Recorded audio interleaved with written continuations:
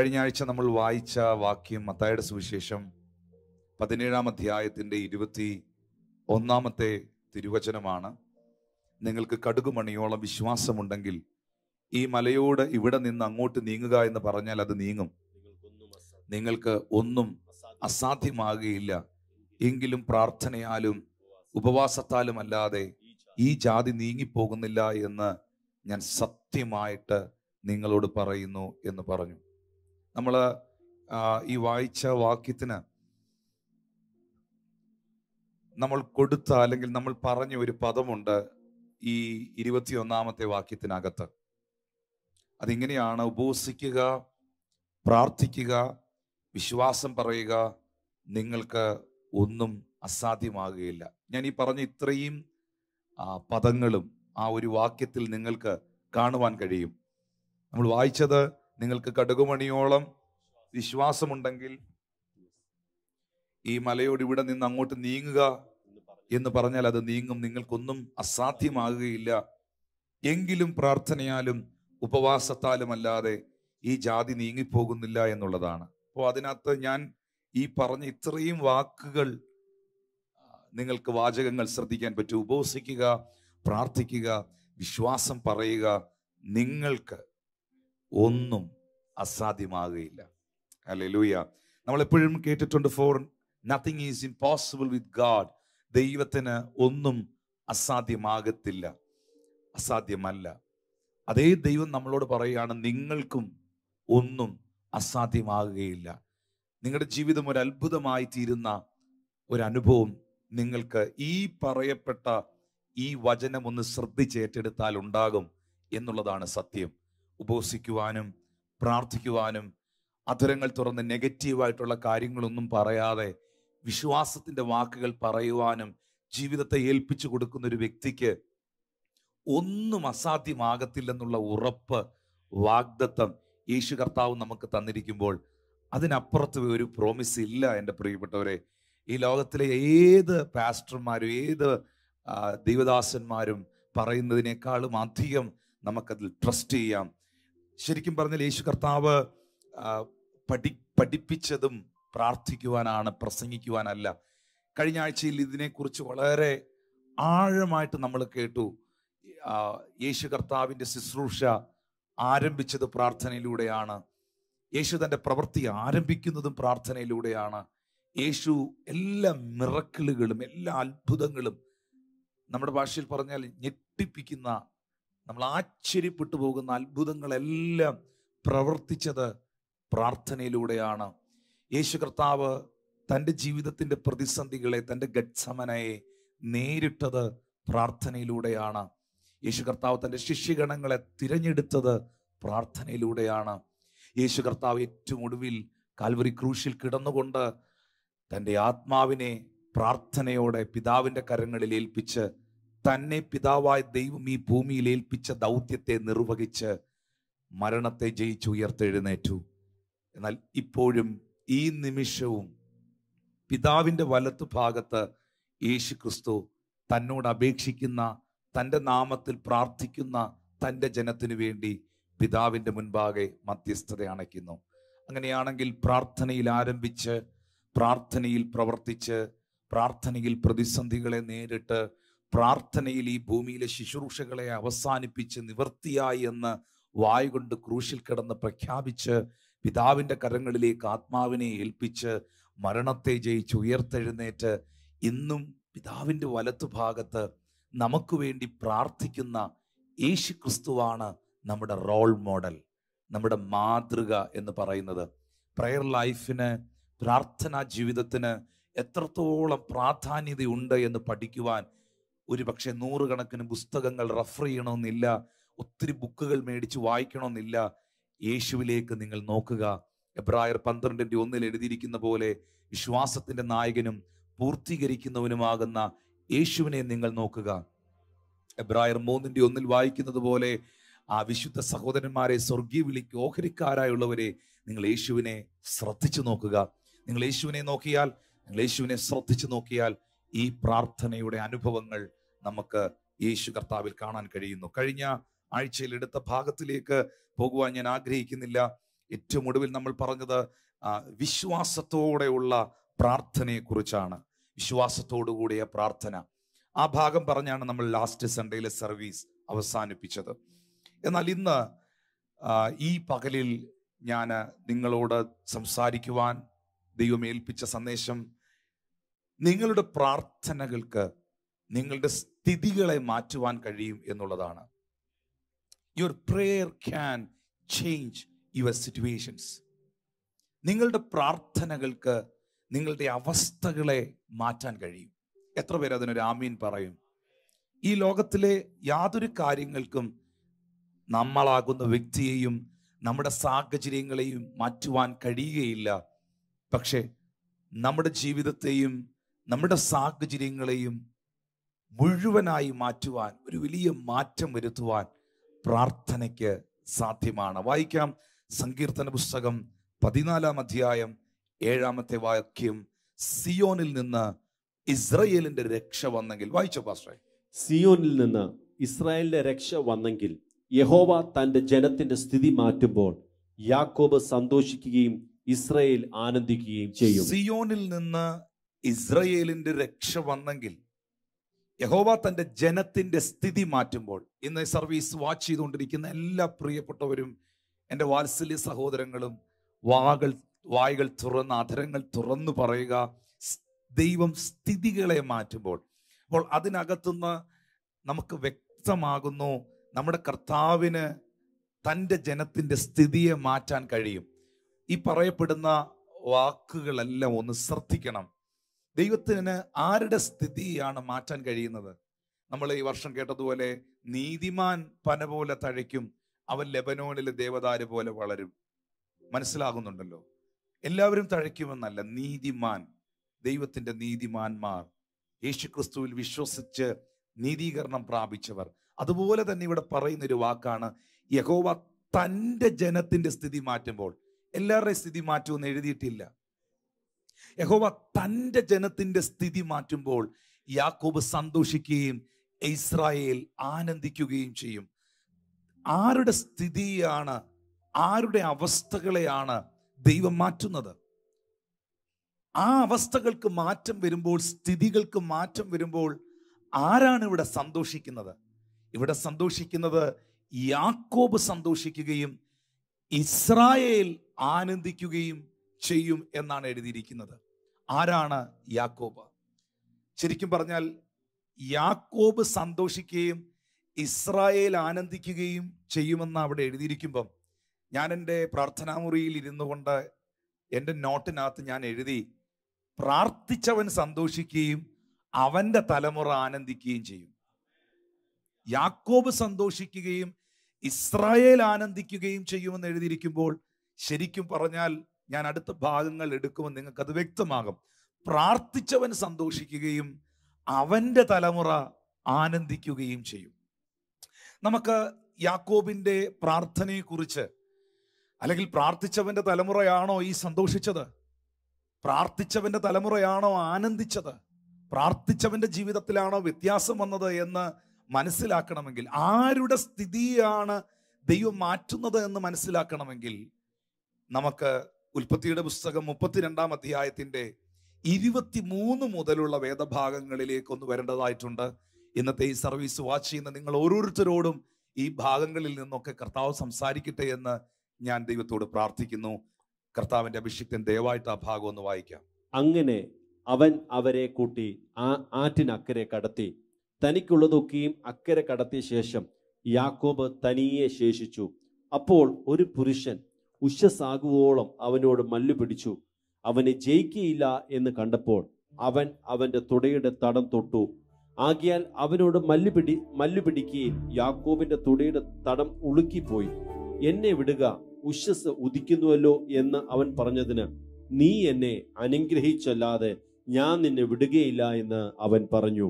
നിന്റെ പേർ എന്ത് എന്ന് അവൻ അവനോട് ചോദിച്ചതിന്, യാക്കോബ് എന്ന് അവൻ പറഞ്ഞു. നീ ദൈവത്തോടും മനുഷ്യരോടും മല്ലു പിടിച്ച് ജയിച്ചത് കൊണ്ട് നിന്റെ പേർ ഇനി യാക്കോബ് എന്നല്ല ഇസ്രായേൽ എന്ന് വിളിക്കപ്പെടും എന്ന് അവൻ പറഞ്ഞു. പ്രിയ ദൈവത്തിന്റെ ജനമേ, നീ ദൈവത്തോടും മനുഷ്യനോടും മല്ലു പിടിച്ചു. ഹല്ലേലൂയ. പ്രാർത്ഥനയിൽ യാബോക്കിന്റെ കടവിൽ ദൈവത്തോട് മല്ലു പിടിച്ചു. ശരിക്കും പറഞ്ഞാൽ ആ മല്ലു പിടിച്ചു എന്ന് എഴുതിയിരിക്കുന്നത്, ആ പദം പല ട്രാൻസ്ലേഷനുകളിലും വളരെ ശക്തമായ നിലയിൽ ആ വാക്യത്തിന്റെ 28-ാമത്തെ വാക്യത്തിൽ എഴുതിയിരിക്കുകയാണ്, ഹല്ലേലൂയ, നീ മനുഷ്യനോടും ദൈവത്തോടും മല്ലു പിടിച്ചത് കൊണ്ട്, ജയിച്ചത് കൊണ്ട് നിന്റെ പേരിന് യാക്കോബ് എന്നല്ല. അപ്പോ എന്താണ് യാബോക്കിന്റെ കടവിൽ നടന്നത്, അല്ലെങ്കിൽ യാക്കോബിന്റെ പ്രാർത്ഥന എന്ന് പറയുന്നത്? ശരിക്കും പറഞ്ഞാൽ ഒരു മൽപിടുത്തമായിരുന്നു. അനുഗ്രഹത്തിന് വേണ്ടി ദൈവത്തിന്റെ സന്നിധിയിൽ എൻ്റെ അവസ്ഥകളെ മാറ്റാതെ, എൻ്റെ സ്ഥിതികളെ മാറ്റാതെ, നീ എന്നെ അനുഗ്രഹിച്ചിട്ടല്ലാതെ ഞാൻ നിന്നെ വിടത്തില്ല എന്ന് പറഞ്ഞ് തമ്പുരാനെ കയറി പിടിച്ച, അവന്റെ പാദപീഠത്തിൽ കയറി ആഴമായി പിടിച്ച ഒരവസ്ഥ. ഹല്ലേലൂയ.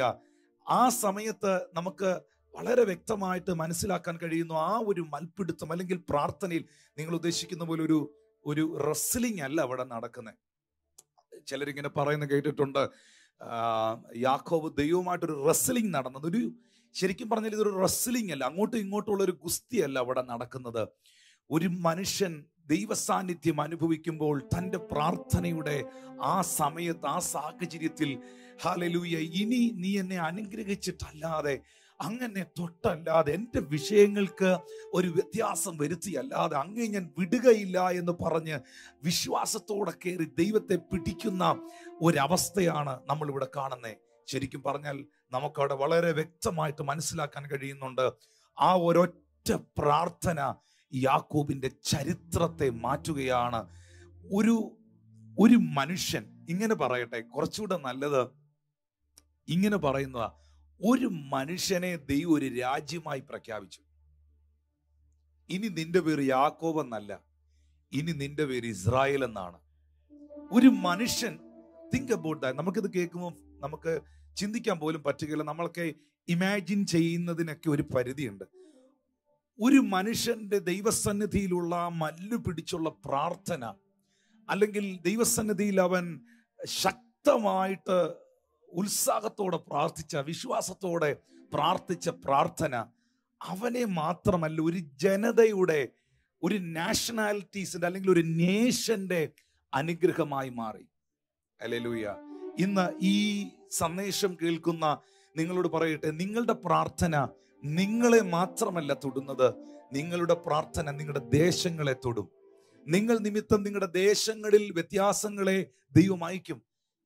ജോസഫ് നിമിത്തം മിസ്രൈമിന്റെ വീടിനെ അനുഗ്രഹിച്ച ദൈവം, ജോസഫ് എന്ന മനുഷ്യൻ നിമിത്തം മിസ്രൈമിനെ മാനിച്ച ദൈവം. പ്രാർത്ഥിക്കുന്ന സഹോദര, പ്രാർത്ഥിക്കുന്ന സഹോദരി, നിങ്ങൾ നിമിത്തം നിങ്ങളുടെ ദേശത്തെ അനുഗ്രഹിക്കുവാൻ ദൈവം മതിയായ ദൈവമാണ്. ഈ സന്ദേശം ഇന്ന് നിങ്ങൾ കേട്ടുകൊണ്ടിരിക്കുന്ന ഈ സാഹചര്യത്തിൽ യാക്കോബിന്റെ ചരിത്രം അവിടെ മാറുകയാണ്. ഞാനിന്ന് നിങ്ങളോട് പറഞ്ഞല്ലോ, പ്രാർത്ഥനയ്ക്ക് നിങ്ങളുടെ സ്ഥിതികളെ മാറ്റാൻ കഴിയുമെന്ന്. ഇതിനേക്കാൾ വേറൊരു നല്ല ഉദാഹരണം വേറെ എന്താ ഞാൻ പറയുക പ്രിയപ്പെട്ടവരെ? ഒരു മനുഷ്യൻ ഒരു രാജ്യമായി തീർന്നതിനേക്കാൾ വലിയൊരു സംഭവം ഇനി പറയാനുണ്ടോ? വീടും നാട് ഊരുമെല്ലാം വിട്ട് ഏകനായി മാറിയ യാക്കോബ് തൻ്റെ ജീവിതത്തിൽ എല്ലാ മേഖലയിലും പ്രതിസന്ധികളും തകർച്ചകളും മാത്രം അനുഭവിച്ച ഈ മനുഷ്യൻ ബാല്യപ്രായം മുതലേ പലതിനോടും പടവെട്ടി വിജയിക്കുവാൻ പരിശീലിച്ചെങ്കിലും പലതിലും പരാജയപ്പെട്ടു പോയ ഈ വ്യക്തിത്വം ദൈവസന്നിധിയിൽ യാബോക്കിന്റെ കടവിൽ പ്രാർത്ഥനയുടെ മധ്യേ ആ മല്ലുപിടുത്തത്തിങ്കൽ ദൈവസന്നിധിയിൽ അവന്റെ പേര് മാറുന്നു, പെരുമാറ്റം മാറുന്നു, ജീവിത ശൈലികൾ മാറുന്നു. ഒറ്റ വാക്കിൽ പറഞ്ഞാൽ ഇന്നത്തെ മെസ്സേജിന്റെ ടൈറ്റിൽ പോലെ അവന്റെ സ്ഥിതികളെ മുഴുവൻ ആ ഒരൊറ്റ പ്രാർത്ഥനയിൽ ദൈവം മാറ്റി. യെശയ്യാവിന്റെ പ്രവചന പുസ്തകം 41-ാം അധ്യായത്തിന്റെ 8-ാമത്തെ വാക്യത്തിലേക്ക് വരുമ്പോൾ ദൈവം പറയുകയാണ്, നീയോ എന്റെ ദാസനായ ഇസ്രായേലേ, ഞാൻ തിരഞ്ഞെടുത്ത യാക്കോബേ, എന്റെ സ്നേഹിതനായ അബ്രഹാമിന്റെ സന്തതിയെ, നീ എന്റെ ദാസൻ. ഹല്ലേലൂയ. ഇനി നമുക്കറിയാം യാക്കോബ് ആരാണ്? യാക്കോബ് പ്രാർത്ഥിച്ചവനാണ്, പ്രാർത്ഥനയിൽ ദൈവത്തോട് മല്ലുപിടിച്ചവനാണ്, ദൈവ സാന്നിധ്യത്തിങ്കിൽ ഉത്സാഹത്തോടെ പ്രാർത്ഥിച്ചവനാണ്, വിശ്വാസത്തോടെ പ്രാർത്ഥിച്ചവനാണ്. നീ എന്നെ അനുഗ്രഹിച്ചിട്ടല്ലാതെ ഞാൻ നിന്നെ വിടത്തില്ലെന്ന് ദൈവസന്നിധിയിൽ പ്രതിജ്ഞ എടുത്തവനാണ്. ഹല്ലേലൂയ. ആ യാക്കോബിനെ കുറിച്ച് പറയുമ്പോൾ ഞാൻ ഇനി ഈ ഭാഗം ഒന്ന് വായിക്കുമ്പോൾ, നിങ്ങളുടെ കയ്യിൽ ഒരു തുറന്ന ബൈബിൾ ഉണ്ടെങ്കിൽ വളരെ നന്നായിരിക്കും. ബൈബിൾ ആരുടെയെങ്കിലും പക്കലില്ലെങ്കിൽ ഈ ലൈവ് ചാറ്റിൽ എന്നെ കാണുന്ന ആരെങ്കിലും ഈ വാക്യങ്ങൾ ഓരോന്നായിട്ടൊന്ന് ഇട്ടുകൊടുത്താൽ അവർക്കും അത് കാണാനായിട്ട് കഴിയും. അവിടെ എഴുതിയിരിക്കുകയാണ്, തിരഞ്ഞെടുത്ത യാക്കോബേ, എന്റെ സ്നേഹിതനായ അബ്രഹാമിന്റെ സന്തതിയെ, നീ എന്റെ ദാസൻ. ഹല്ലേലൂയ. ഞാൻ ഇനി എല്ലാം ഞാൻ നിന്നെ എന്ന് എഴുതിയിരിക്കുന്നിടത്ത് യാക്കോബിനെ കുറിച്ചാണല്ലോ. അവിടെ എല്ലാം ഞാൻ പ്രാർത്ഥിച്ചവനെ എന്ന് ചേർത്തൊന്ന് വായിക്കാൻ പോവുകയാണ്. പ്രാർത്ഥിച്ചവനെ, ഞാൻ പ്രാർത്ഥിച്ചവനെ നിരസിച്ചു കളയാതെ തിരഞ്ഞെടുത്തിരിക്കുന്നു. ഹല്ലേലൂയ. 10ാമത്തെ വാക്യത്തിൽ പറയുന്നു, ഞാൻ പ്രാർത്ഥിക്കുന്ന നിന്നോട് കൂടെയുണ്ട്. ഭ്രമിച്ചു നോക്കേണ്ട, പ്രാർത്ഥിച്ച യാക്കോബേ, ഞാൻ നിന്റെ ദൈവമാകുന്നു. പ്രാർത്ഥിച്ച യാക്കോബേ, ഞാൻ നിന്നെ ശക്തീകരിക്കും. യാബോക്കിന്റെ കടവിൽ മൽപിടിച്ച യാക്കോബേ, ഞാൻ നിന്നെ സഹായിക്കും. എന്റെ നീതിയുള്ള വലം കൈകൊണ്ട് ഞാൻ നിന്നെ താങ്ങും. ഇനി ഈ ദൂതം ഏറ്റെടുക്കുക പ്രിയപ്പെട്ടവരെ. 11 മുതലുള്ള വാക്യത്തിൽ യാബോക്കിന്റെ കടവിൽ ദൈവ സാന്നിധ്യത്തിൽ മല്ലുപിടിച്ച യാക്കോബിനെ കുറിച്ച് നമ്മൾ വായിക്കുമ്പോൾ ഇന്നത്തെ സന്ദേശത്തോടുള്ള ബന്ധത്തിൽ ഞാൻ ഇങ്ങനെ വായിക്കുന്നു, പ്രാർത്ഥിച്ച യാക്കോബേ, നിന്നോട് കോപിച്ചിരിക്കുന്ന എല്ലാവരും ലജ്ജിച്ചമ്പരന്ന് പോകും. പ്രാർത്ഥിച്ച യാക്കോബേ, നിന്നോട് വാദിക്കുന്നവർ നശിച്ചില്ലാതെയാകും. പ്രാർത്ഥിക്കുന്നവനെ, നിന്നോട് പോരാടുന്നവനെ നീ അന്വേഷിക്കും, കാണുകയില്ല. പ്രാർത്ഥിക്കുന്ന ദൈവവൈതലേ, നിന്നോട് യുദ്ധം ചെയ്യുന്നവൻ നാസ്തിത്വവും ഇല്ലായ്മയും പോലെയാകും. പ്രാർത്ഥിക്കുന്ന ദൈവവൈതലേ, നിന്റെ ദൈവമായ യഹോവയാകുന്ന ഞാൻ നിന്റെ വലം കൈപിടിച്ച് നിന്നോട് ഭയപ്പെടേണ്ട, ഞാൻ നിന്നെ സഹായിക്കുമെന്ന് പറയുന്നു. ഹല്ലേലൂയ. പുഴുവായ യാക്കോബേ, ഇസ്രായേൽ പരിശയെ ഭയപ്പെടേണ്ട. പ്രാർത്ഥിച്ച യാക്കോബേ, ഞാൻ നിന്നെ സഹായിക്കുമെന്ന് യഹോവ അരുളി ചെയ്യുന്നു. നിന്റെ വീണ്ടെടുപ്പുകാരൻ ഇസ്രായേലിന്റെ പരിശുദ്ധൻ തന്നെ. പ്രാർത്ഥിക്കുന്ന ദൈവമൈതലേ, പ്രാർത്ഥിച്ച യാക്കോബേ, ഞാൻ നിന്നെ പുതിയതും മൂർച്ചയുള്ളതും പല്ലേറിയതുമായ മെതിവണ്ടിയാക്കി തീർക്കുന്നു. നീ പർവ്വതങ്ങളെ മെതിച്ചു പഠിക്കുകയും കുന്നുകളെ പതിർ പോലെയാക്കുകയും ചെയ്യുന്നു. നീ അവയെ പാറ്റും, കാറ്റവയെ പറപ്പിച്ചു കൊണ്ടുപോകും, ചുഴലിക്കാറ്റവയെ ചിതറിച്ചു കളയും. നീയോ യഹോവയിൽ ഘോഷിച്ച് ഇസ്രായേലിന്റെ പരിശുദ്ധനിൽ പുകഴും. ദൈവത്തിന്റെ സാന്നിധ്യത്തിൽ, ദൈവത്തിന്റെ സന്നിധിയിൽ പ്രാർത്ഥിക്കുന്ന ദൈവവൈതലേ, ദൈവം നിനക്ക് വേണ്ടി ഒരുക്കിയിരിക്കുന്ന നന്മയുടെ ആഴങ്ങൾ എത്ര വലുതാണ്. എഴുന്നേറ്റ് നടക്കുവാൻ പ്രാപ്തിയില്ലാതെ തുടയുടെ തടം ഉളുക്കിപ്പോയി മുടന്തി നടക്കുന്നവനെ നോക്കി സ്വർഗത്തിലെ ദൈവം പറയുകയാണ്, നിന്നെ ഞാനൊരു മെതിവണ്ടിയാക്കി മാറ്റും. ഹല്ലേലൂയ. നിന്നെ ഞാനൊരു മെതിവണ്ടിയാക്കി മാറ്റും. നീ പർവ്വതങ്ങളെ പൊടിക്കും, നീ കുന്നുകളെ പൊടിക്കും. ഹല്ലേലൂയ. അതിനെ പതിർപോലെ ആക്കി കളയും. ദൈവം തന്നെ ജനത്തിന്റെ സ്ഥിതി മാറ്റുമ്പോൾ യാക്കോബ് സന്തോഷിക്കുകയും ഇസ്രായേൽ ആനന്ദിക്കുകയും ചെയ്യും. പ്രാർത്ഥിച്ചവൻ സന്തോഷിക്കുന്നു, പ്രാർത്ഥിച്ചവന്റെ തലമുറ ആനന്ദിക്കുന്നു. പ്രാർത്ഥിച്ചവന്റെ സ്ഥിതികളെ ദൈവം മാറ്റുന്നു. എഴുന്നേറ്റ് നടക്കാൻ പ്രാപ്തിയില്ലാത്തവനെ മെതിവണ്ടിയാക്കി മാറ്റുന്നു. പെരുവെള്ളം കവിഞ്ഞു വരുമ്പോൾ അത് അവന്റെ മീതെ ഒഴുകുന്നില്ല.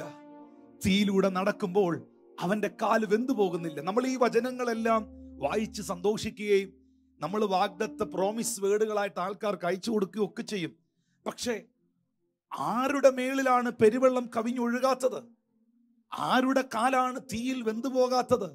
ആരാണ് ഒരു മെതിവണ്ടിയായി തീരുന്നത്? ആരാണ് ഇസ്രായേലിന്റെ യഹോവയിൽ ഘോഷിച്ച് ഉല്ലസിച്ച് പുകഴുന്നത്? ആരോട് പോരാടുന്നവരാണ് ഇല്ലാതെയാകുന്നത്? ആരോട് യുദ്ധം ചെയ്യുന്നവരാണ് നാസ്തിത്വവും ഇല്ലായ്മയുമാകുന്നത്? ആരെ നോക്കിയാണ് ദൈവം ഭയപ്പെടേണ്ട, ഞാൻ നിന്നോട് കൂടെയുണ്ട്, ഞാൻ നിന്നെ ശക്തീകരിക്കും, ഞാൻ നിന്നെ സഹായിക്കും, എന്റെ നീതിയുള്ള വലം കൈ കൊണ്ട് നിന്നെ താങ്ങുമെന്ന് പറഞ്ഞത് ആരോടാണ്? പ്രാർത്ഥനയിൽ മല്ലുപിടിച്ചവനോട്, പ്രാർത്ഥനയിൽ ദൈവസന്നിധിയിൽ പോരാടിയവനോട്. ഈ വാക്യങ്ങളൊക്കെ വായിക്കുമ്പോൾ ഞാൻ നിങ്ങളോട് പ്രസംഗിച്ച ഈ വചനഭാഗം മറന്നുപോകല്ലേ പ്രിയപ്പെട്ടവരെ. നമ്മൾ വെറുതെ ഇതൊക്കെ എടുത്ത് വായിക്കുകയും ചുമ്മാതെ ഇതൊക്കെ ആൾക്കാർക്ക് അയച്ചു കൊടുക്കുകയും യെസ് ആമീൻ ഗ്ലോറി എന്നൊക്കെ പറഞ്ഞ് അതിന് മറുപടി അയക്കുകയൊക്കെ ചെയ്യുമ്പം ഭയപ്പെടേണ്ട, ഞാൻ നിന്റെ കൂടെയുണ്ട്. ഭ്രമിച്ചു നോക്കേണ്ട, ഞാൻ നിന്റെ ദൈവമാണ്. ഞാൻ നിന്നെ ശക്തീകരിക്കും, ഞാൻ നിന്നെ സഹായിക്കും, എൻ്റെ നീതിയുള്ള വലം കൈ കൊണ്ട് ഞാൻ നിന്നെ താങ്ങും. നിന്നോട് പോരാടുന്നവർ പരാജയപ്പെട്ടു പോകും. ഒരു ശക്തികൾക്ക് നിന്റെ മുമ്പിൽ നിവർന്നു നിൽക്കാൻ പറ്റുകയില്ല. ഹല്ലേലൂയ. നീ ഇസ്രായേലിന്റെ പരിശുദ്ധനിൽ പുകഴും, നിന്നെ ഞാൻ മെതിവണ്ടി ആക്കും, നീ പർവ്വതങ്ങളെ പൊട്ടിക്കും, കുന്നുകളെ പൊടിക്കും എന്നൊക്കെ പറയുമ്പം പ്രാർത്ഥിക്കുന്നവന്റെ ഉള്ളം സന്തോഷിക്കട്ടെ. കാരണം അത് ദൈവസന്നിധിയിൽ അവരവരുടെ പ്രാർത്ഥനാ മുറിയിൽ മല്ലുപിടിക്കുന്നവരോടും ദൈവസാന്നിധ്യത്തിൽ ഇരിക്കുന്നവരോടും പ്രാർത്ഥനാ ജീവിതമുള്ളവരോടുമുള്ള സന്ദേശമാണ്. ദൈവം തൻ്റെ ജനത്തിന്റെ സ്ഥിതി മാറ്റുമ്പോൾ. യാക്കോബ് സന്തോഷിക്കും. ഇന്ന് ഈ സർവീസ് കാണുന്ന നിങ്ങൾ ദൈവത്തിന്റെ മക്കളാണെന്നുള്ള ഉറപ്പ് നിങ്ങൾക്കുണ്ടോ? നിങ്ങൾ പ്രാർത്ഥിക്കുന്ന ഒരു ദൈവ പൈതലാണോ? കുഞ്ഞെ, ഇന്ന് നിന്റെ സാഹചര്യങ്ങൾ വളരെ മോശമായേക്കാം, ഇന്ന് നിന്റെ സ്ഥിതികൾ വളരെ ബുദ്ധിമുട്ടിലായേക്കാം. പക്ഷെ ദൈവം നിന്നോട് പറയുന്നു, അവന് നിന്റെ സ്ഥിതികളെ മാറ്റാൻ കഴിയും. അവന് ദേശത്തിന്റെ സ്ഥിതികളെ മാറ്റാൻ കഴിയും. പ്രാർത്ഥനയ്ക്ക് ഏതൊരു വ്യക്തിയുടെയും അവസ്ഥകളെ മാറ്റാൻ കഴിയും. യാക്കോബ് എന്ന് പറയുന്ന ഒരു പരാജിതനായ മനുഷ്യനെ ഇസ്രായേലാക്കി തീർക്കുവാൻ, ഒരു പരാജയപ്പെട്ട മനുഷ്യനെ ഒരു രാജ്യമാക്കി മാറ്റുവാൻ ദൈവത്തിന് കഴിഞ്ഞെങ്കിൽ നിന്റെ പ്രാർത്ഥനകൾക്ക് നിന്റെ സ്ഥിതികളെ മാറ്റാൻ കഴിയും. ഞാൻ ഇത് പറയുമ്പം, ഈ പ്രാർത്ഥനയ്ക്ക് നമ്മുടെ സ്ഥിതികളെ മാറ്റാൻ പറ്റുമെന്ന് നിങ്ങളോട് സംസാരിക്കുമ്പം യബ്ബേസിനെ എനിക്ക് തൊടാതിരിക്കാൻ പറ്റുകയില്ല. യബ്ബേസ് ആണ് ഈ കാര്യത്തിൽ എടുത്തു പറയേണ്ട ആള്. എല്ലാവർക്കും ഒരുപക്ഷെ യബ്ബേസിനെ പരിചയം കാണത്തില്ല. വേദപുസ്തകത്തിനകത്ത് പ്രാർത്ഥനയുടെ അനുഭവങ്ങളിൽ സ്ഥിതി മാറ്റപ്പെട്ട, അവസ്ഥകൾ മാറ്റപ്പെട്ട ഒരു മനുഷ്യനാണ് യബ്ബേസ്. യബ്ബേസിനെ നമ്മൾ കാണുന്നത് 1 ദിനവൃത്താന്ത പുസ്തകം അതിന്റെ 4-ാം അധ്യായത്തിന്റെ 9-10 വാക്യങ്ങളിലാണ്. ആ വാക്യം കർത്താവിന്റെ ദാസൻ വായിക്കുമ്പം നിങ്ങൾ ശ്രദ്ധിക്കുക.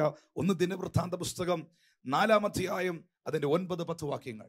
യബ്ബേസ് തന്റെ സഹോദരന്മാരെക്കാൾ ഏറ്റവും മാന്യനായിരുന്നു. അവന്റെ അമ്മ, ഞാൻ അവനെ വ്യസനത്തോട് പ്രസവിച്ചു എന്ന് പറഞ്ഞ് അവന് യബ്ബേസ് എന്ന് പേരിട്ടു. യബ്ബേസ് ഇസ്രായേലിന്റെ ദൈവത്തോട്, നീ എന്നെ നിശ്ചയമായി അനുഗ്രഹിച്ച് എൻ്റെ അതിർ വിസ്താരമാക്കുകയും നിന്റെ കൈ എന്നോട് കൂടെ ഇരുന്ന് അനർത്ഥം എനിക്ക് വ്യസന കാരണമായി തീരാതെ വണ്ണം എന്നെ കാക്കുകയും ചെയ്താൽ കൊള്ളായിരുന്നു എന്ന് അപേക്ഷിച്ചു. അവൻ അപേക്ഷിച്ചതിനെ ദൈവം അവന് നൽകി. ഈ പദം ഒന്നുകൂടെ ഞാൻ പറയുകയാണ്.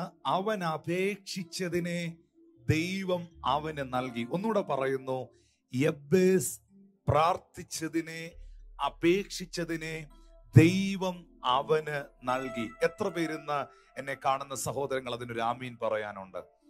അതിന്റെ 9-ാമത്തെ വാക്യത്തിൽ എഴുതിയിരിക്കുന്നു, ഈ എഴുതപ്പെട്ടിരിക്കുന്ന ഈ ചരിത്രത്തിൽ ശരിക്കും പറഞ്ഞാൽ 9-ാമത്തെ വാക്യത്തിൽ തന്നെ യബ്ബേസിന്റെ പ്രാർത്ഥനയുടെ മറുപടി, യബ്ബേസിന്റെ ജീവിതം എന്തായി മാറി, ദൈവം യബ്ബേസിന്റെ സ്ഥിതികളെ മാറ്റിയത് 9-ാമത്തെ വാക്യത്തിൽ തന്നെ നമുക്ക് കാണാനായിട്ട് പറ്റുന്നുണ്ട്.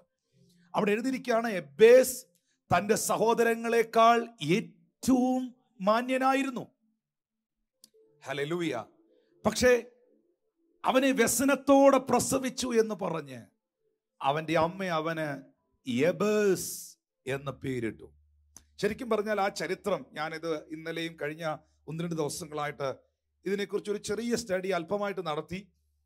അതിനകത്ത് ഈ യബ്ബേസിനെ കുറിച്ച് ഉള്ള വേദപണ്ഡിതന്മാർ പറയുന്ന അല്ലെങ്കിൽ പഠനങ്ങളിൽ എനിക്ക് മനസ്സിലാക്കാൻ കഴിഞ്ഞൊരു കാര്യം, യബ്ബേസിനെ പ്രസവിച്ചപ്പോൾ ജീവിത സാഹചര്യങ്ങൾ നിമിത്തവും യബ്ബേസിന് അവന്റെ ജീവിതത്തിൽ ഉണ്ടായ രോഗങ്ങൾ, അസുഖങ്ങൾ ഒക്കെ നിമിത്തവും, ശാരീരിക ബുദ്ധിമുട്ടുകൾ നിമിത്തവും, അവനെ പ്രസവിച്ച അവന്റെ അമ്മയ്ക്കുണ്ടായ ബുദ്ധിമുട്ടുകൾ നിമിത്തവും ഈ ഒരു സാഹചര്യം അമ്മ പറയുകയാണ്. ആ അമ്മ മകനെ കുറിച്ച് ഒരമ്മയും പറയാത്തൊരു പദമാണ്. ദൈവത്തിന്റെ സ്നേഹം കഴിഞ്ഞാൽ ഈ ഭൂമിയിൽ ഏറ്റവും വലിയ സ്നേഹം എന്ന് പറയുന്നത് ഒരു അമ്മയുടെ സ്നേഹമാണ്, മാതൃസ്നേഹമാണ്. അതുകൊണ്ടാണ് ബൈബിളിൽ പറയുന്നത്, ഒരു അമ്മ തന്റെ കുഞ്ഞിനെ മറക്കുമോ? സാധ്യത വളരെ കുറവാണ്. അവൾ നിന്നെ മറന്നാലും ഞാൻ നിന്നെ മറക്കുകയില്ല എന്ന് പറയുന്നതിന്റെ സാരം അതാണ്. ഒരിക്കലും ഒരു അമ്മ ഒരു കുഞ്ഞിനെ പ്രസവിച്ചിട്ട്, ഇന്നത്തെ സാഹചര്യം വ്യത്യസ്തമാണ്, ഇന്നത്തെ സാഹചര്യവുമായിട്ട് ഞാൻ അതിനെ കമ്പയർ ചെയ്യുന്നില്ല. ഇന്ന് നമ്മൾ ഒരുപാട് വാർത്തകൾ ആ നിലകളിലൊക്കെ കാണുന്നുണ്ട്. മാതൃസ്നേഹം തെല്ലുമില്ലാതെ പോകുന്ന അമ്മമാരെയൊക്കെ നമ്മൾ ലോകത്തിൽ കാണുന്നുണ്ട്. എന്തിനും പാപത്തിന് വേണ്ടി, ലോകത്തിന് വേണ്ടി എന്തും ചെയ്യുവാൻ മടിക്കാത്തൊരു സമൂഹത്തെ, അത് നമുക്ക് മാറ്റിവെക്കാം. പക്ഷെ സാധാരണ നിലയിൽ 100-ൽ 98% അല്ലെങ്കിൽ 99% ഒരമ്മ എന്ന് പറയുന്നത് നല്ല വാക്കുകൾ കുഞ്ഞുങ്ങളെ നോക്കി പറയുന്നവരാണ്. ആ ജനിച്ച കുഞ്ഞ് ഏറ്റവും നന്നായിരിക്കണം, ഏറ്റവും നന്നായിട്ട് പഠിക്കണം, ഏറ്റവും നല്ല നിലയിൽ എത്തണമെന്ന് ആഗ്രഹിക്കുന്ന ഒരു വ്യക്തിത്വമാണ് ഒരു അമ്മ എന്ന് പറയുന്നത്. പക്ഷെ ഈ അമ്മ, യബ്ബേസിന്റെ അമ്മ പറയുകയാണ്, ഞാൻ അവനെ വ്യസനത്തോടെ പ്രസവിച്ചു എന്ന് പറഞ്ഞ് അവന് വ്യസനപുത്രൻ എന്ന് പേരിട്ടു. യബ്ബേസ് എന്ന വാക്കിന്റെ അർത്ഥം എന്ന് പറയുന്നത് ഈ മേക്ക് സോറോഫുൾ എന്നാണ്. ഹല്ലേലൂയ. അവൻ വേദന നൽകുന്നവൻ എന്നാണ്. സോറോ, ദുഃഖം നൽകുന്നവൻ, വേദന നൽകുന്നവൻ എന്നാണ്. കാരണം അത്രയും വേദോസ്തവത്തിൽ എഴുതിയിട്ടുള്ളെങ്കിലും പിന്നത്തേതിലുള്ള സ്റ്റഡിയിൽ എനിക്ക് മനസ്സിലായത് ഈ യബ്ബേസ് എപ്പോഴും ശാരീരിക ബുദ്ധിമുട്ടുള്ളവനും രോഗമുള്ളവനും, ഈ ശരിക്കും പറഞ്ഞാൽ നമ്മുടെ ആൾക്കാർക്ക് പറഞ്ഞ് മനസ്സിലാക്കണമെങ്കിൽ അവൻ ജനിച്ചതിന് ശേഷം ശരിക്കും ആ വീട്ടിലും ആ അമ്മയ്ക്കും എല്ലാം ഭയങ്കര പരാജയങ്ങൾ മാത്രമായിരുന്നു. പലരും അതിനെ ഉപയോഗിക്കുന്ന പല പദങ്ങളുണ്ട്, അത് ഞാൻ ഉപയോഗിക്കാൻ ഇഷ്ടപ്പെടുന്നില്ല. ശരിക്കും പറഞ്ഞാൽ ആ കുഞ്ഞ് ഈ ലോകത്തേക്ക് വന്നതിന് ശേഷം മുഴുവൻ പ്രതിസന്ധിയായിരുന്നു. സോറോസ്, ദുഃഖങ്ങൾ, വേദനകൾ മാത്രമായിരുന്നു. പക്ഷേ ഇവിടെ നമുക്ക് കാണാൻ കഴിയുന്നുണ്ട് അതിന്റെ 10ാമത്തെ വാക്യത്തിൽ യബ്ബേസ് ദൈവത്തോട് പ്രാർത്ഥിച്ചു, ദൈവമേ നീ എന്നെ നിശ്ചയമായും അനുഗ്രഹിച്ച് എന്റെ അതിർ വിസ്താരമാക്കുക, എന്റെ ടെറിട്ടറി എൻലാർജ് ചെയ്യുകയും എന്റെ അതിർ വിസ്താരമാക്കുകയും നിന്റെ കൈ എന്നോട് കൂടെ ഇരുന്ന് അനർത്ഥം, കാരണം വേദപണ്ഡിതന്മാർ പറയുന്നത് എന്നും രോഗം, എന്നും കഷ്ടത, എന്നും പ്രതിസന്ധി, യബ്ബേസിന്റെ ജീവിതത്തിൽ എന്നും തകർച്ചകൾ, അനർത്ഥം എനിക്ക് വ്യസന കാരണമായി തീരാതെ വണ്ണം എന്നെ കാക്കുകയും ചെയ്താൽ കൊള്ളാമായിരുന്നു അപേക്ഷിച്ചു. അവൻ അപേക്ഷിച്ചതിനെ ദൈവം അവന് നൽകി എന്ന് 10ാമത്തെ വാക്യത്തിൽ എഴുതിയിരിക്കുമ്പോൾ ശരിക്കും പറഞ്ഞാൽ 9ാമത്തെ വാക്യം 9ാമത്തെ വചനത്തിന്റെ 1ാമത്തെ ഭാഗം, പ്രാരംഭ ഭാഗമാണ് ആ പ്രാർത്ഥനയുടെ മറുപടി എന്ന് പറയുന്നത്. യബ്ബേസ് തന്റെ സഹോദരന്മാരെക്കാൾ ഏറ്റവും മാന്യനായി തീർന്നു. അപ്പോ ഇന്നത്തെ സന്ദേശം എന്താണ്? പ്രാർത്ഥന നിങ്ങളുടെ സാഹചര്യങ്ങളെ, അവസ്ഥകളെ മാറ്റും എന്നല്ലേ? യബ്ബേസിന്റെ ചരിത്രം ഇനഫ് അല്ലേ?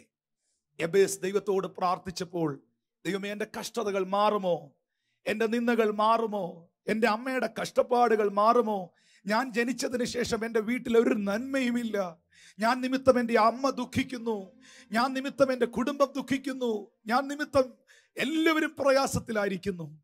ദൈവമേ നീ എൻ്റെ അവസ്ഥകളെ മാറ്റണം, നീ എൻ്റെ സാഹചര്യങ്ങളെ മാറ്റണം, നീ എൻ്റെ അതിരുകളെ വിശാലമാക്കണം. ആ പ്രാർത്ഥനയുടെ ഡെപ്ത് ഭയങ്കര. ഇന്ന് എനിക്ക് തൊടാൻ നേരെയില്ല പ്രിയപ്പെട്ടവരെ, ഓരോന്ന് എടുത്തു പറയേണ്ടതായി യബ്ബേസ് പ്രാർത്ഥിച്ച ഓരോ വാക്കുകൾ. നമ്പർ 1 ഞാൻ എക്സ്പ്ലെയിൻ ചെയ്യുന്നില്ല. 1, എന്നെ അനുഗ്രഹിച്ചാൽ പോരാ, എന്നെ നിശ്ചയമായിട്ടും അനുഗ്രഹിക്കണം. ആ വാക്കിനൊക്കെ വളരെ ശക്തിയുണ്ട്. ഹല്ലേലൂയ. എന്നെ അനുഗ്രഹിക്കുമാറാകണമേ എന്നുള്ള പ്രാർത്ഥന എല്ലാവരിലും ഉണ്ട്. പക്ഷേ യബ്ബേസിന്റെ പ്രാർത്ഥന അതല്ല. എൻ്റെ ദൈവമേ നീ എന്നെ നിശ്ചയമായും അനുഗ്രഹിക്കണം. ഇന്ന് ഈ സന്ദേശം കേൾക്കുമ്പോൾ എന്നെ കാണുന്ന, എന്നെ കേൾക്കുന്ന ദൈവവൈതലേ, നിങ്ങളിൽ എത്ര പേർക്ക് ഉറപ്പുണ്ട് നിശ്ചയമായും എൻ്റെ ദൈവത്തിന് നിന്നെ അനുഗ്രഹിക്കുവാൻ കഴിയുമെന്ന്? 1, നീ എന്നെ നിശ്ചയമായി അനുഗ്രഹിക്കണം. 2, നീ എൻ്റെ ടെറിട്ടറിയെ, എൻ്റെ അതിരുകളെ വിശാലമാക്കണം. 3, നിന്റെ കൈ എന്നോടുകൂടെ ഇരിക്കണം. 4, കഴിഞ്ഞ നാളുകളിൽ, കഴിഞ്ഞ മാസങ്ങളിൽ, കഴിഞ്ഞ ദിവസങ്ങളിൽ എൻ്റെ ജീവിതത്തിൽ, എൻ്റെ കുടുംബത്തിൽ ഞാൻ കണ്ട വ്യസന കാരണമായി തീർന്ന അനർത്ഥങ്ങൾ എന്നെ ഒഴിഞ്ഞു പോകണം. ഈ 4 പ്രാർത്ഥനയ്ക്കും ദൈവം മറുപടി കൊടുത്തു എന്നുള്ളത് മാത്രമല്ല, യബ്ബേസ് അവന്റെ സഹോദരന്മാരെക്കാൾ അധികം മാന്യനായി തീർന്നു. യബ്ബേസിന്റെ ജീവിതത്തെ ദൈവം അനുഗ്രഹിക്കുവാൻ ആരംഭിച്ചു. നിശ്ചയമായും ഇന്ന് പകൽ നിങ്ങളെ അനുഗ്രഹിക്കുന്ന ഒരു കർത്താവുണ്ട്. ഒന്ന് കൈകളെ ഒന്ന് ഉയർത്തിപ്പിടിച്ചേ. നിങ്ങൾക്ക് വേണ്ടി ഒരു വാക്ക് ഞാനൊന്ന് പ്രാർത്ഥിക്കുവാനായിട്ട് ആഗ്രഹിക്കുന്നു. എൻ്റെ പ്രിയ സഹോദരങ്ങളെ, നിങ്ങളുടെ ഭവനത്തിൽ തകർച്ചകളാണോ? നിങ്ങൾ പറയുന്നുണ്ടോ, എന്നെൻ്റെ അപ്പൻ്റെ കഷ്ടപ്പാട് മാറും, എന്നെൻ്റെ അമ്മയുടെ കഷ്ടപ്പാട് മാറും, എന്നെൻ്റെ ഈ അവസ്ഥകൾക്കൊരു മാറ്റം വരും, എന്നും എനിക്ക് വ്യസനമാണോ? ആരെയോ നോക്കി നീ സർവീസിൽ ദൈവത്തിന്റെ പരിശുദ്ധാത്മ പറയുന്നു, എന്നും കണ്ണുനീരല്ല, എന്നും കഷ്ടതയല്ല, എന്നും വ്യസനമല്ല, എന്നും രോഗമല്ല, എന്നും പരാജയമല്ല, എന്നും നിന്ദകളല്ല, എന്നും വെല്ലുവിളികളല്ല. നിന്റെ സ്ഥിതികളെ മാറ്റുവാൻ, അവസ്ഥകളെ മാറ്റുവാൻ എൻ്റെ ദൈവം മതിയായ ദൈവമാണ്. ഹല്ലേലൂയ. പക്ഷേ എവിടെയാണ് സ്ഥിതികൾ മാറ്റപ്പെട്ടത്? യബ്ബേസിന്റെ പ്രാർത്ഥനയുടെ നടുവിൽ. യബ്ബേസിന്റെ പ്രാർത്ഥനയോടുള്ള ബന്ധത്തിൽ നമ്മൾ സാധാരണ നമ്മുടെ ചർച്ചിലൊക്കെ പാടുന്ന ഒരു പാട്ടുണ്ട്. ആ പാട്ടിന്റെ വരികൾ ഇത് പ്രസംഗിക്കുമ്പോൾ എനിക്ക് പാടാതിരിക്കാൻ പറ്റത്തില്ല. നീ എന്നെ അനുഗ്രഹിച്ച് എന്റെ അതിരുകൾ വിശാലമാക്കി എന്നോടു കൂടെ ഇരുന്ന് അനർത്ഥം എനിക്കു വ്യസനമായി തീരാതെ വണ്ണം കാത്തിടേണമെന്നും എന്നെ കാത്തിടേണമെന്നും പ്രാർത്ഥന കേൾക്കുന്ന ദൈവം എനിക്കായി ജീവിപ്പതിനാ. പ്രാർത്ഥന കേൾക്കുന്ന ദൈവം എനിക്കായി ജീവിപ്പതിനാ. തുറന്നിടും അവൻ പൊതുവാതിലുകൾ, ആർക്കുമാവില്ലതടച്ചിടുവാ. തുറന്നിടും അവൻ പുതുവാതിലുകൾ, ആർക്കുമാവില്ല അതടച്ചിടുവാ. ആ കൈകളൊന്ന് അടിച്ച് ഹല്ലേലൂയ, അതരങ്ങൾ തുറന്ന് കർത്താവിനൊന്ന് നന്ദി പറഞ്ഞ് ആമേൻ. ഹല്ലേലൂയ, ആമേൻ.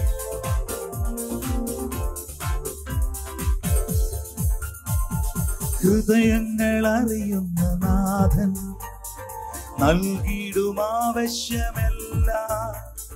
ഹൃദയങ്ങൾ അറിയുന്ന നാഥൻ നൽകിയിടും ആവശ്യമെല്ലാം. അവനെ നോക്കിയോർ ശോഭിതരായി അവരോ ഒരു നാടും ലജ്ജിച്ചില്ല. അവനെ നോക്കിയോർ ശോഭിതരായി അവരോ ഒരു നാളും ലജ്ജിച്ചില്ല. നീ എന്നെ അനുഗ്രഹിച്ച് എന്റെ അതിരുകൾ വിശാലമാക്കി. നീ എന്നെ അനുഗ്രഹിച്ച് എന്റെ അതിരുകൾ വിശാലമാക്കി.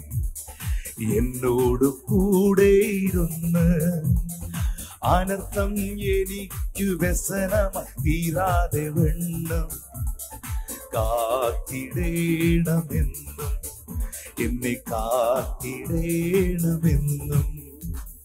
പ്രാർത്ഥന കേൾക്കുന്ന ദൈവം എനിക്കായി ജീവിപ്പതിനായി. പ്രാർത്ഥന കേൾക്കുന്ന ദൈവം എനിക്കായി ജീവിപ്പ. ഒരിക്കൽ കൂടെ ചേർന്ന് പാടിയേ. പ്രാർത്ഥന കേൾക്കുന്ന ദൈവം എനിക്കായി ജീവിപ്പതിനായി. പ്രാർത്ഥന കേൾക്കുന്ന ദൈവം എനിക്കായി ജീവിപ്പതിനായി. തുറന്നിടും അവൻ പുതുവാതിലുകൾ, ആർക്കുമാവില്ലതടച്ചിടുവാൻ. തുറന്നിടും അവൻ പുതുവാതിലുകൾ, ആർക്കുമാവില്ലതടച്ചിടുവാൻ.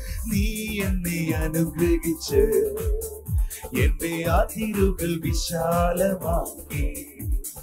നീ എന്നെ അനുഗ്രഹിച്ച് എന്റെ അതിരുകൾ വിശാലമാക്കി.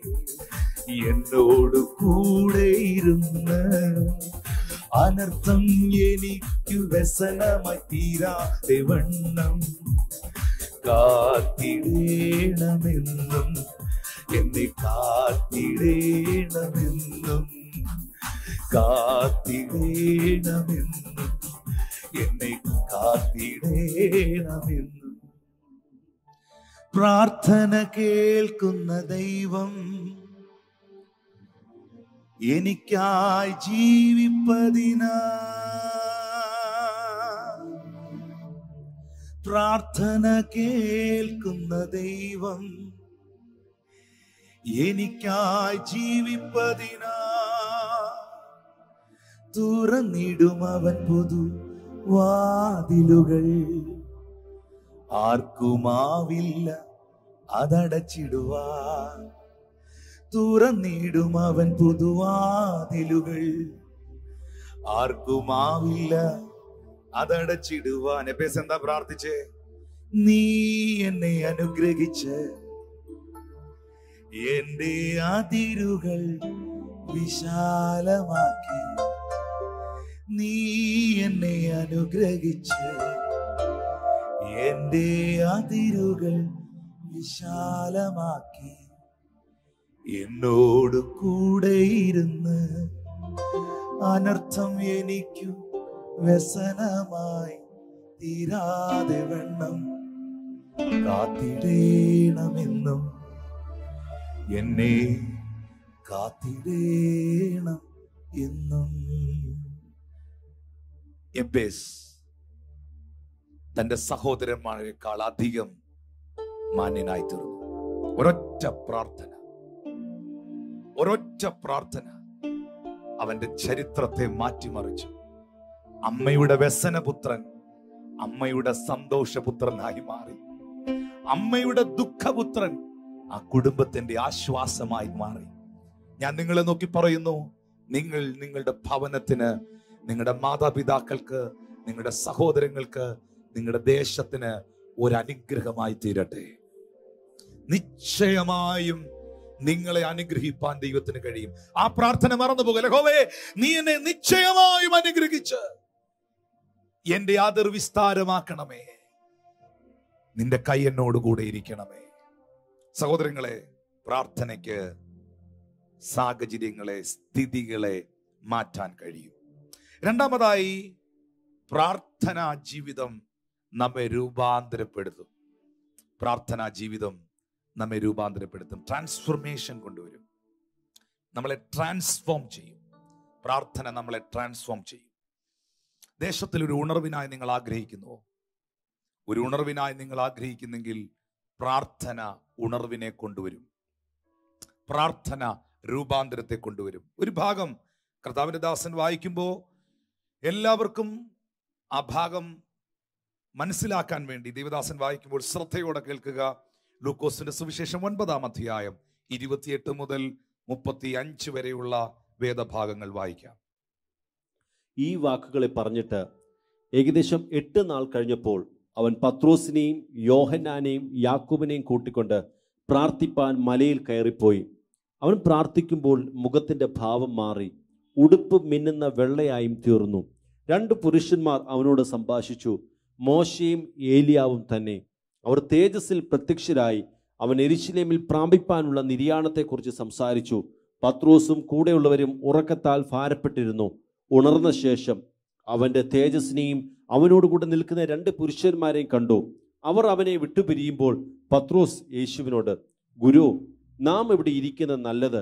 ഞങ്ങൾ 3 കുടിലുണ്ടാക്കട്ടെ, ഒന്ന് നിനക്കും ഒന്ന് മോശയ്ക്കും ഒന്ന് ഏലിയാവിനും എന്ന് താൻ പറയുന്നത് ഇന്നതെന്നറിയാതെ പറഞ്ഞു. ഇത് പറയുമ്പോൾ ഒരു മേഘം വന്ന് അവരുടെ മേൽ നിഴലിട്ടു. അവർ മേഘത്തിൽ ആയപ്പോൾ പേടിച്ച് മേഘത്തിൽ നിന്ന്, ഇവൻ എൻ്റെ പ്രിയ പുത്രൻ, ഇവന് ചെവി കൊടുപ്പീൻ എന്നൊരു ശബ്ദമുണ്ടായി. നമ്മൾ വായിച്ച ഈ ഭാഗത്തിനകത്ത് 29-ാമത്തെ വാക്യം, ലൂക്കോസിന്റെ സുവിശേഷം 9-ാം അധ്യായത്തിന്റെ 29-ാമത്തെ വാക്യം, അവൻ പ്രാർത്ഥിക്കുമ്പോൾ മുഖത്തിന്റെ ഭാവം മാറി, ഉടുപ്പ് മിന്നുന്ന വെള്ളയായി തീർന്നു. പ്രാർത്ഥനയിൽ വെളിപ്പെട്ട ട്രാൻസ്ഫോർമേഷൻ, രൂപാന്തരം, നമ്മുടെ പറയുന്നത് പോലെ മറുരൂപപ്പെടൽ, മറുരൂപമലയിൽ മറുരൂപപ്പെടൽ, ട്രാൻസ്ഫോർമേഷൻ. ഇതെവിടെയാ സംഭവിച്ചത്? ഈ വലിയ ട്രാൻസ്ഫോർമേഷൻ സാധാരണ നിലയിൽ യേശു കർത്താവിനെ കണ്ടുകൊണ്ടിരുന്ന ശിഷ്യന്മാർ അസാധാരണ നിലയിൽ കണ്ടു. സാധാരണ നിലയിൽ ശിഷ്യന്മാർ കർത്താവിന്റെ കൂടെ നിന്ന സാഹചര്യത്തിൽ നിന്ന് പേടിച്ചു പോകുന്ന രീതിയിൽ, ഭയപ്പെട്ടു പോകുന്ന രീതിയിൽ അസാധാരണമായ പ്രവൃത്തിയെ കണ്ടു. എന്തായിരുന്നു ആ മൗണ്ടനിൽ നടന്നത്? ക്രൂസൈഡ് ആണോ? മിറക്കിൾ സർവീസ് ആണോ? പ്രസംഗ പരമ്പരയാണോ? No, only prayer. Only prayer. Prayer can change your life. Prayer can change your situation. At the same time, your prayer will transform you. നിങ്ങളുടെ പ്രാർത്ഥന നിങ്ങളുടെ ജീവിതത്തെ രൂപാന്തരപ്പെടുത്തും. എൻ്റെ ഭാഷയിൽ പറഞ്ഞാൽ, പ്രാർത്ഥിക്കുന്ന ഒരു അനുഭവത്തിലേക്ക് നിങ്ങൾ പ്രവേശിച്ചാൽ, പ്രാർത്ഥനാ ജീവിതത്തിന് നിങ്ങൾ പ്രാധാന്യത കൊടുത്താൽ, നിങ്ങളെ ആള് മാറിയവനെ പോലെ ദൈവമാക്കും. ആള് മാറിയവനെ പോലെ ദൈവമാക്കും. ഇവിടെ യേശു കർത്താവ് പത്രോസിനെയും യോഹന്നാനെയും യാക്കോബിനെയും കൂട്ടിക്കൊണ്ട് പ്രാർത്ഥിക്കാൻ ഈ മല കയറിപ്പോയി. സുവിശേഷത്തിൽ തന്നെ മത്തായിയുടെ സുവിശേഷം 17-ാം അധ്യായത്തിൽ ഏറ്റവും ഉയർന്ന മലയിലേക്ക് കൊണ്ടുപോയി എന്ന് രേഖപ്പെടുത്തിയിട്ടുണ്ട്. അതൊരു ഉയർന്ന മല തന്നെയായിരുന്നു. ഈ പ്രാർത്ഥനയുടെ ഉയർന്ന മല കയറുവാൻ ഈ 3 ശിഷ്യന്മാർക്ക് ആഹ്വാനം കൊടുത്തു. അപ്പോൾ നിങ്ങൾ മനസ്സിലാക്കണം, 12 പേരടങ്ങുന്ന ഒരു കൂട്ടം ശിഷ്യന്മാർ, 12 ഡിസൈപ്പിൾസ്. അതിനകത്തുനിന്ന് 3 പേരെ മാത്രം യേശു കർത്താവ് സെപ്പറേറ്റ് ചെയ്യുന്നു. എപ്പോഴും നമ്മൾ മനസ്സിലാക്കുക, പ്രാർത്ഥനയുടെ പ്രാധാന്യത ഏറ്റവും കൂടുതൽ പഠിക്കേണ്ടത് യേശു ക്രിസ്തുവിന്റെ ലൈഫിലൂടെയാണ് കേട്ടോ. ഈ 3 പേരെന്ന് പറയുന്നത് കർത്താവിന് പ്രിയപ്പെട്ട ശിഷ്യന്മാരാണ്. ബാക്കി 9 പേരെ പർവ്വതത്തിന്റെ താഴെ, ആ മൗണ്ടന്റെ താഴെ യേശു ആക്കിയിട്ട് നിർത്തിയിട്ട് ഇവരെയും കൂട്ടിക്കൊണ്ട് യേശു ഈ മൗണ്ടനിലേക്ക് കയറിപ്പോ. ഏറ്റവും ഉയർന്ന മലയായിരുന്നു. നമ്മൾ ഈ താഴോട്ട് ഈ ഭാഗം വായിച്ചു വരുമ്പോൾ അതിന്റെ 37ാമത്തെ വാക്യത്തിൽ എഴുതിയിട്ടുണ്ട്, പിറ്റേന്നാൾ അവർ മലയിൽ നിന്നിറങ്ങുമ്പോൾ ബഹുപുരുഷാരം അവനെ എതിരേറ്റെന്ന്. ഞായറാഴ്ച, എന്റെ ഭാഷയിൽ നിങ്ങൾക്ക് മനസ്സിലാകാൻ പറഞ്ഞിരുന്നത് ഞായറാഴ്ചയാണ്. ഇപ്പൊ ഞായറാഴ്ച 12 മണി അടുപ്പിച്ച സമയമായി. ഞായറാഴ്ച പ്രഭാതത്തിൽ കയറിപ്പോയ കർത്താവ് തിങ്കളാഴ്ച വൈകുന്നേരം ഇറങ്ങി വന്നേ. അപ്പോ പ്രാർത്ഥനയുടെ ആ ഡെപ്തും അതിന് കൊടുത്ത ഇമ്പോർട്ടൻസും ഞാൻ പറഞ്ഞു. അതിന്റെ മുകളിൽ ഒരു മിറക്കിൾസും ഇല്ല, ഹീലിംഗ് മിനിസ്ട്രി ഇല്ല, വചനപ്രസംഗം ഇല്ല, ഒന്നും നടക്കുന്നില്ല. അവിടെ ഒറ്റ കാര്യം നടക്കുന്നുള്ളൂ, അത് പ്രാർത്ഥന മാത്രമാണ്. ആ പ്രാർത്ഥന കഴിഞ്ഞ് അവരിറങ്ങിപ്പോയത് നെക്സ്റ്റ് ഡേ ആണ്. ഞാൻ നിങ്ങളോട് കഴിഞ്ഞ ആഴ്ച പറഞ്ഞൊരു സ്റ്റേറ്റ്മെന്റ് ഉണ്ടല്ലോ, പല പ്രിയപ്പെട്ടവരും എന്നെ സ്നേഹിക്കുന്ന ചില ദൈവദാസന്മാരൊക്കെ എനിക്ക് ടെക്സ്റ്റ് മെസ്സേജ് അയച്ചിട്ട് പറഞ്ഞു അത് അവരുടെ ലൈഫിനെ ടച്ച് ചെയ്തെന്ന്. അതെന്നാന്ന് വെച്ചാൽ, ഈ ലോകത്തിൽ പ്രാർത്ഥന ആവശ്യമില്ലാത്ത ഒരാളുണ്ടെങ്കിൽ അത് യേശു മാത്രമാണ്. യേശു പറഞ്ഞിട്ടുണ്ടോ നിങ്ങൾ എല്ലാവരോടും എനിക്ക് വേണ്ടി പ്രാർത്ഥിക്കണമെന്ന്? പ്രാർത്ഥന ആവശ്യമില്ലാത്ത ഒരാളുണ്ടെങ്കിൽ യേശു ക്രിസ്തു മാത്രമാണ്. പക്ഷെ ആ യേശു പ്രാർത്ഥിച്ചു. ഹല്ലേലൂയ. ആ യേശു പ്രാർത്ഥിക്കുവാൻ പഠിപ്പിച്ചു. ആ യേശു പ്രാർത്ഥിച്ച് കാണിച്ചു. നമുക്ക് പ്രയർ എന്ന് പറയുന്ന സബ്ജക്റ്റിൽ ഒരു വലിയ മാതൃക യേശു കാണിച്ചു. ഇവിടെ പ്രാർത്ഥിക്കുവാൻ പർവ്വതമുകളിൽ കയറിപ്പോയ കർത്താവ് ആ ഉയർന്ന പർവ്വതത്തിലേക്ക് കയറുവാനുള്ള ആഹ്വാനം എല്ലാവർക്കും കൊടുത്തില്ല കേട്ടോ. അതിനൊരു സെപ്പറേഷൻ ഉണ്ടാക്കി. ഒരു സെപ്പറേഷൻ. കർത്താവിന് സെപ്പറേഷൻ ഇഷ്ടമില്ലാത്ത ആളാണ്. യേശു ഒരിക്കലും ആരെയും രണ്ടാക്കാൻ ഇഷ്ടപ്പെടുന്നില്ല. പക്ഷെ പ്രാർത്ഥനയ്ക്ക് കർത്താവ് എല്ലാരെയും കൂട്ടിക്കൊണ്ടു പോയില്ല. പ്രാർത്ഥനയ്ക്ക് കർത്താവ് 3 പേരെയാണ് കൂട്ടിക്കൊണ്ടുപോയത് ആ പർവ്വത മുകളിലേക്ക്. ഞാൻ നിങ്ങളോട് പറയുന്നു, കർത്താവ് നിങ്ങളെ ഏതെങ്കിലും ഒരു സാഹചര്യത്തിൽ നിന്ന് നിങ്ങളുടെ തിരക്കുകളെ ഒക്കെ ഒഴിവാക്കിക്കൊണ്ട്, നിങ്ങളുടെ ബിസി ഷെഡ്യൂളിനെ എല്ലാം മാറ്റി വെച്ചുകൊണ്ട് കർത്താവ് നിങ്ങൾക്ക് എവിടെങ്കിലും ഒരവസരം തരുന്നുണ്ടെങ്കിൽ അത് പ്രാർത്ഥിക്കുവാൻ വേണ്ടിയാണ്. ദൈവം നിങ്ങളെ എവിടെങ്കിലും സെപ്പറേറ്റ് ആക്കുന്നെങ്കിൽ, ഇപ്പോൾ ഈ ഒരു പ്രത്യേക സാഹചര്യത്തിൽ ഇപ്പൊ എല്ലാവരും കുറച്ചുകൂടെ തിരക്കായി എന്ന് എനിക്കറിയാം. എല്ലാവരും ബിസിയായി തുടങ്ങി. ഈ ഒരു പാൻഡമിക് സിറ്റുവേഷനോട് എല്ലാവരും യോജിച്ച് ജീവിക്കാനൊക്കെ തുടങ്ങി. പക്ഷെ കുറച്ച് നാൾ മുമ്പുള്ള ഒരു 5-6 മാസം ഉണ്ടായിരുന്നല്ലോ ഈ ലോക്ക്ഡൌൺ നല്ല ശക്തമായി നിന്നൊരു സമയം. ഏപ്രിൽ, മെയ് മാസങ്ങൾ, ജൂണൊക്കെ ഒരു ഒത്തിരി ക്രൂഷ്യൽ, ഒത്തിരി ഡിഫിക്കൽറ്റി ഉള്ള ഒരു സമയം ഉണ്ടായിരുന്നു. പുറത്തിറങ്ങരുതെന്നൊക്കെ സ്ട്രിക്ട്ലി പറയുന്ന ഒരു സമയം. എന്നെ സംബന്ധിച്ച് എന്നാ നല്ല സമയമായിരുന്നു അറിയാതെ. പ്രാർത്ഥിക്കാനും വചനം ധ്യാനിക്കാനും ദൈവസന്നിധി ഇരിക്കാനും. ഹല്ലേലൂയ. ഞാൻ അങ്ങനെ ആർക്കും അധികം സൂം മീറ്റിംഗ്സ് ഒന്നും കൊടുത്തില്ല. നമ്മുടെ ചർച്ചുകളുടെ മീറ്റിങ്ങുകൾ മാത്രം എടുത്ത്, എനിക്കറിയാം ദൈവം നമുക്ക് തരുന്ന സമയങ്ങൾ നമുക്ക് തക്കത്തിൽ ഉപയോഗപ്പെടുത്താൻ കഴിഞ്ഞാൽ അതൊരു വലിയ ബ്ലെസ്സിങ് ആണ്. സമയം തക്കത്തിൽ ഉപയോഗിക്കണമെന്ന് കർത്താവ് തന്നെ നമ്മളെ പഠിപ്പിച്ചിട്ടുണ്ട്. ഹല്ലേലൂയ. പകലുള്ളിടത്തോളം എന്നെ അയച്ചവന്റെ പ്രവൃത്തി ഞാൻ ചെയ്യേണ്ടതാകുന്നു എന്ന് യേശു പറഞ്ഞു. ആ പകലെന്ന് പറയുന്നത്, യേശു പറഞ്ഞ ആ പകലെന്ന് പറയുന്നത് അവസരമാണ്. അതെപ്പോഴും ഉണ്ടാകത്തില്ല. ദൈവം തരുന്ന അവസരങ്ങളെ ഉപയോഗിക്കുക. ഇവിടെ യേശു കർത്താവ് 3 പേരെ സെപ്പറേറ്റ് ചെയ്ത്, എവിടെങ്കിലും ദൈവം നിങ്ങളെ സെപ്പറേറ്റ് ചെയ്യുന്നുണ്ടോ? പഴയതുപോലെ ആരും നിങ്ങളോട് മിണ്ടുന്നില്ല, പഴയതുപോലെ ആരും നിങ്ങളെ വിളിക്കുന്നില്ല, പഴയതുപോലെ തിരക്കൊന്നുമില്ല. നിങ്ങൾ എന്തൊക്കെയോ വലിയ പ്രോഗ്രാമിലൊക്കെ നിന്ന ആളാണ്, പക്ഷെ ഇപ്പൊ പ്രോഗ്രാംസ് ഒന്നും ഇല്ല എന്നൊരു ചിന്ത നിങ്ങളുടെ അകത്തുണ്ടോ? നിങ്ങൾ ചിന്തിക്കരുത് കർത്താവ് കൈവിട്ടാണെന്ന്. പ്രാർത്ഥിക്കാനും ദൈവസന്നിധി മാറിയിരിക്കാനും വചനം ധ്യാനിക്കാനും ഒക്കെ ദൈവം നിങ്ങൾക്ക് തന്നൊരു അവസരമാണത്. Hallelujah. Thank you Lord Jesus.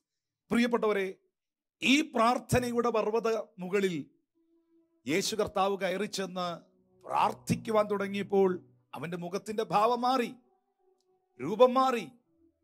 മോശയും ഏലിയാവും അവിടെ പ്രത്യക്ഷമായി.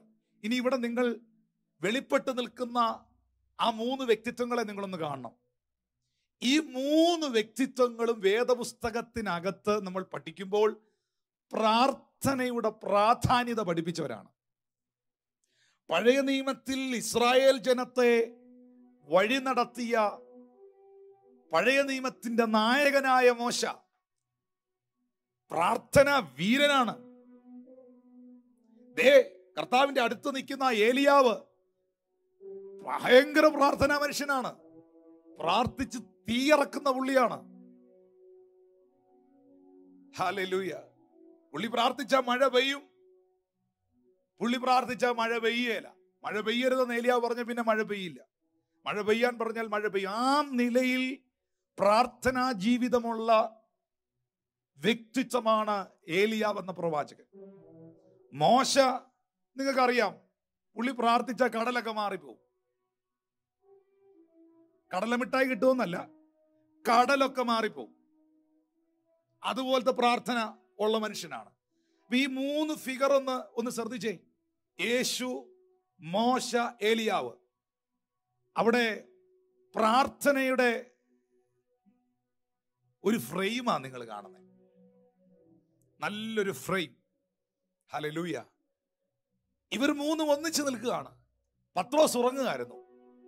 പത്രോസും യാക്കോബും യോഹന്നാനും ഉറങ്ങിപ്പോയി. കാരണം ഈ ഉയർന്ന മല ചവിട്ടിക്കേറി അവര് ടയർഡായിപ്പോയി, ക്ഷീണിച്ചു പോയി.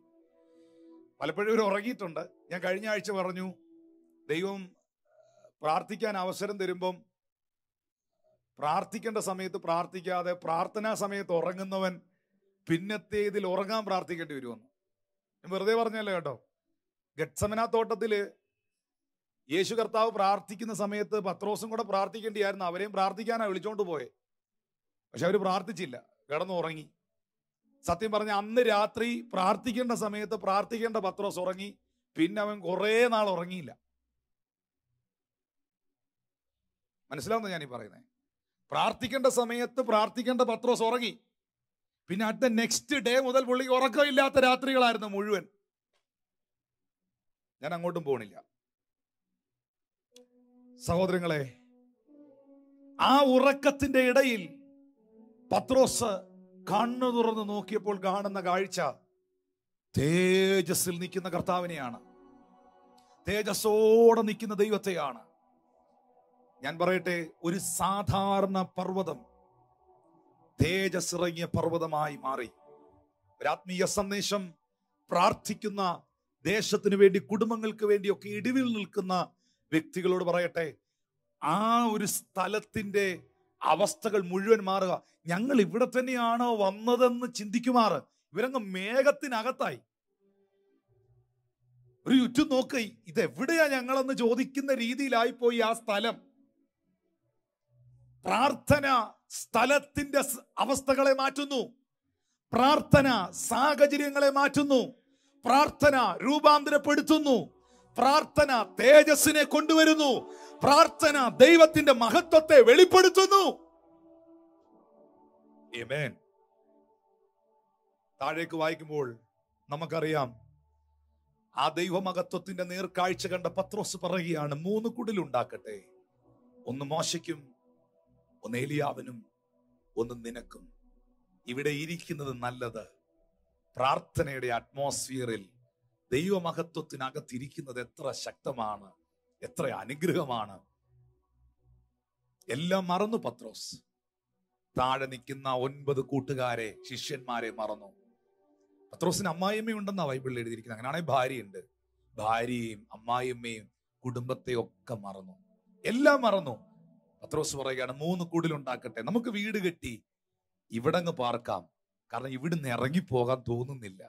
നമ്മൾ പറയത്തില്ലേ, പ്രാർത്ഥന നിർത്താൻ തോന്നുന്നില്ല, ചർച്ചയിൽ നിന്ന് പോകാൻ തോന്നുന്നില്ല, ആ സ്ഥലത്ത് നിന്ന് അങ്ങോട്ട് മൂവ് ചെയ്യാൻ തോന്നുന്നില്ല. കാരണം ദൈവ സാന്നിധ്യം നമുക്ക് തരുന്ന ആ ഒരു സന്തോഷം, ദൈവ സാന്നിധ്യം നമ്മളെ റിഫ്രഷ് ചെയ്യുന്ന പോലെ. നിങ്ങൾ ഇനി എന്നൊക്കെ കണ്ടാലും എന്തൊക്കെ കേട്ടാലും, എത്ര എന്റർടൈൻമെന്റ് പ്രോഗ്രാമുകൾ നിങ്ങൾ വാച്ച് ചെയ്താലും, ദൈവ സാന്നിധ്യം നിങ്ങൾക്ക് തരുന്ന സന്തോഷം, ദൈവ സാന്നിധ്യം നിങ്ങൾക്ക് തരുന്ന സ്വാതന്ത്ര്യം, ദൈവ സാന്നിധ്യം നിങ്ങൾക്ക് തരുന്ന വിടുതൽ ഈ ലോകത്തിലെ ഒന്നിനും യാതൊന്നിനും തരുവാൻ കഴിയത്തില്ല. ഞാൻ കഴിഞ്ഞ ദിവസം ഒരു ഷോർട്ട് മെസ്സേജ് എടുത്തപ്പോൾ മീഡിയയിലുള്ള കുഞ്ഞുങ്ങൾ അത് ഷൂട്ട് ചെയ്യാൻ വന്നപ്പോൾ ഞാൻ പറഞ്ഞ ഒരു പദമുണ്ട്. പാസ്കൽ എന്ന് പറയുന്ന പ്രസിദ്ധനായ ഒരു മനുഷ്യൻ പറഞ്ഞ ഒരു പദമാണ്: എല്ലാ മനുഷ്യന്റെയും ജീവിതത്തിൽ ഒരു വലിയ ശൂന്യതയുണ്ട്. ദൈവത്തിന്റെ ആകൃതിയിലുള്ള ഒരു ശൂന്യത. ആ ശൂന്യത മാറ്റാൻ പണത്തിനോ വ്യക്തികൾക്കോ പദവികൾക്കോ പൊന്നിനോ പ്രതാപത്തിനോ ഒന്നും പറ്റില്ല.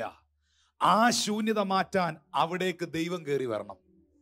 ദൈവം അവിടേക്ക് വന്നാൽ മാത്രമേ നിന്റെ ജീവിതത്തിൽ, നിന്റെ അകത്ത് ദൈവത്തിന്റെ ആകൃതിയിലുള്ള ശൂന്യത മാറത്തുള്ളൂ. പ്രാർത്ഥനയ്ക്ക് മാത്രമേ നിങ്ങളെ രൂപാന്തരപ്പെടുത്താൻ കഴിയുകയുള്ളൂ.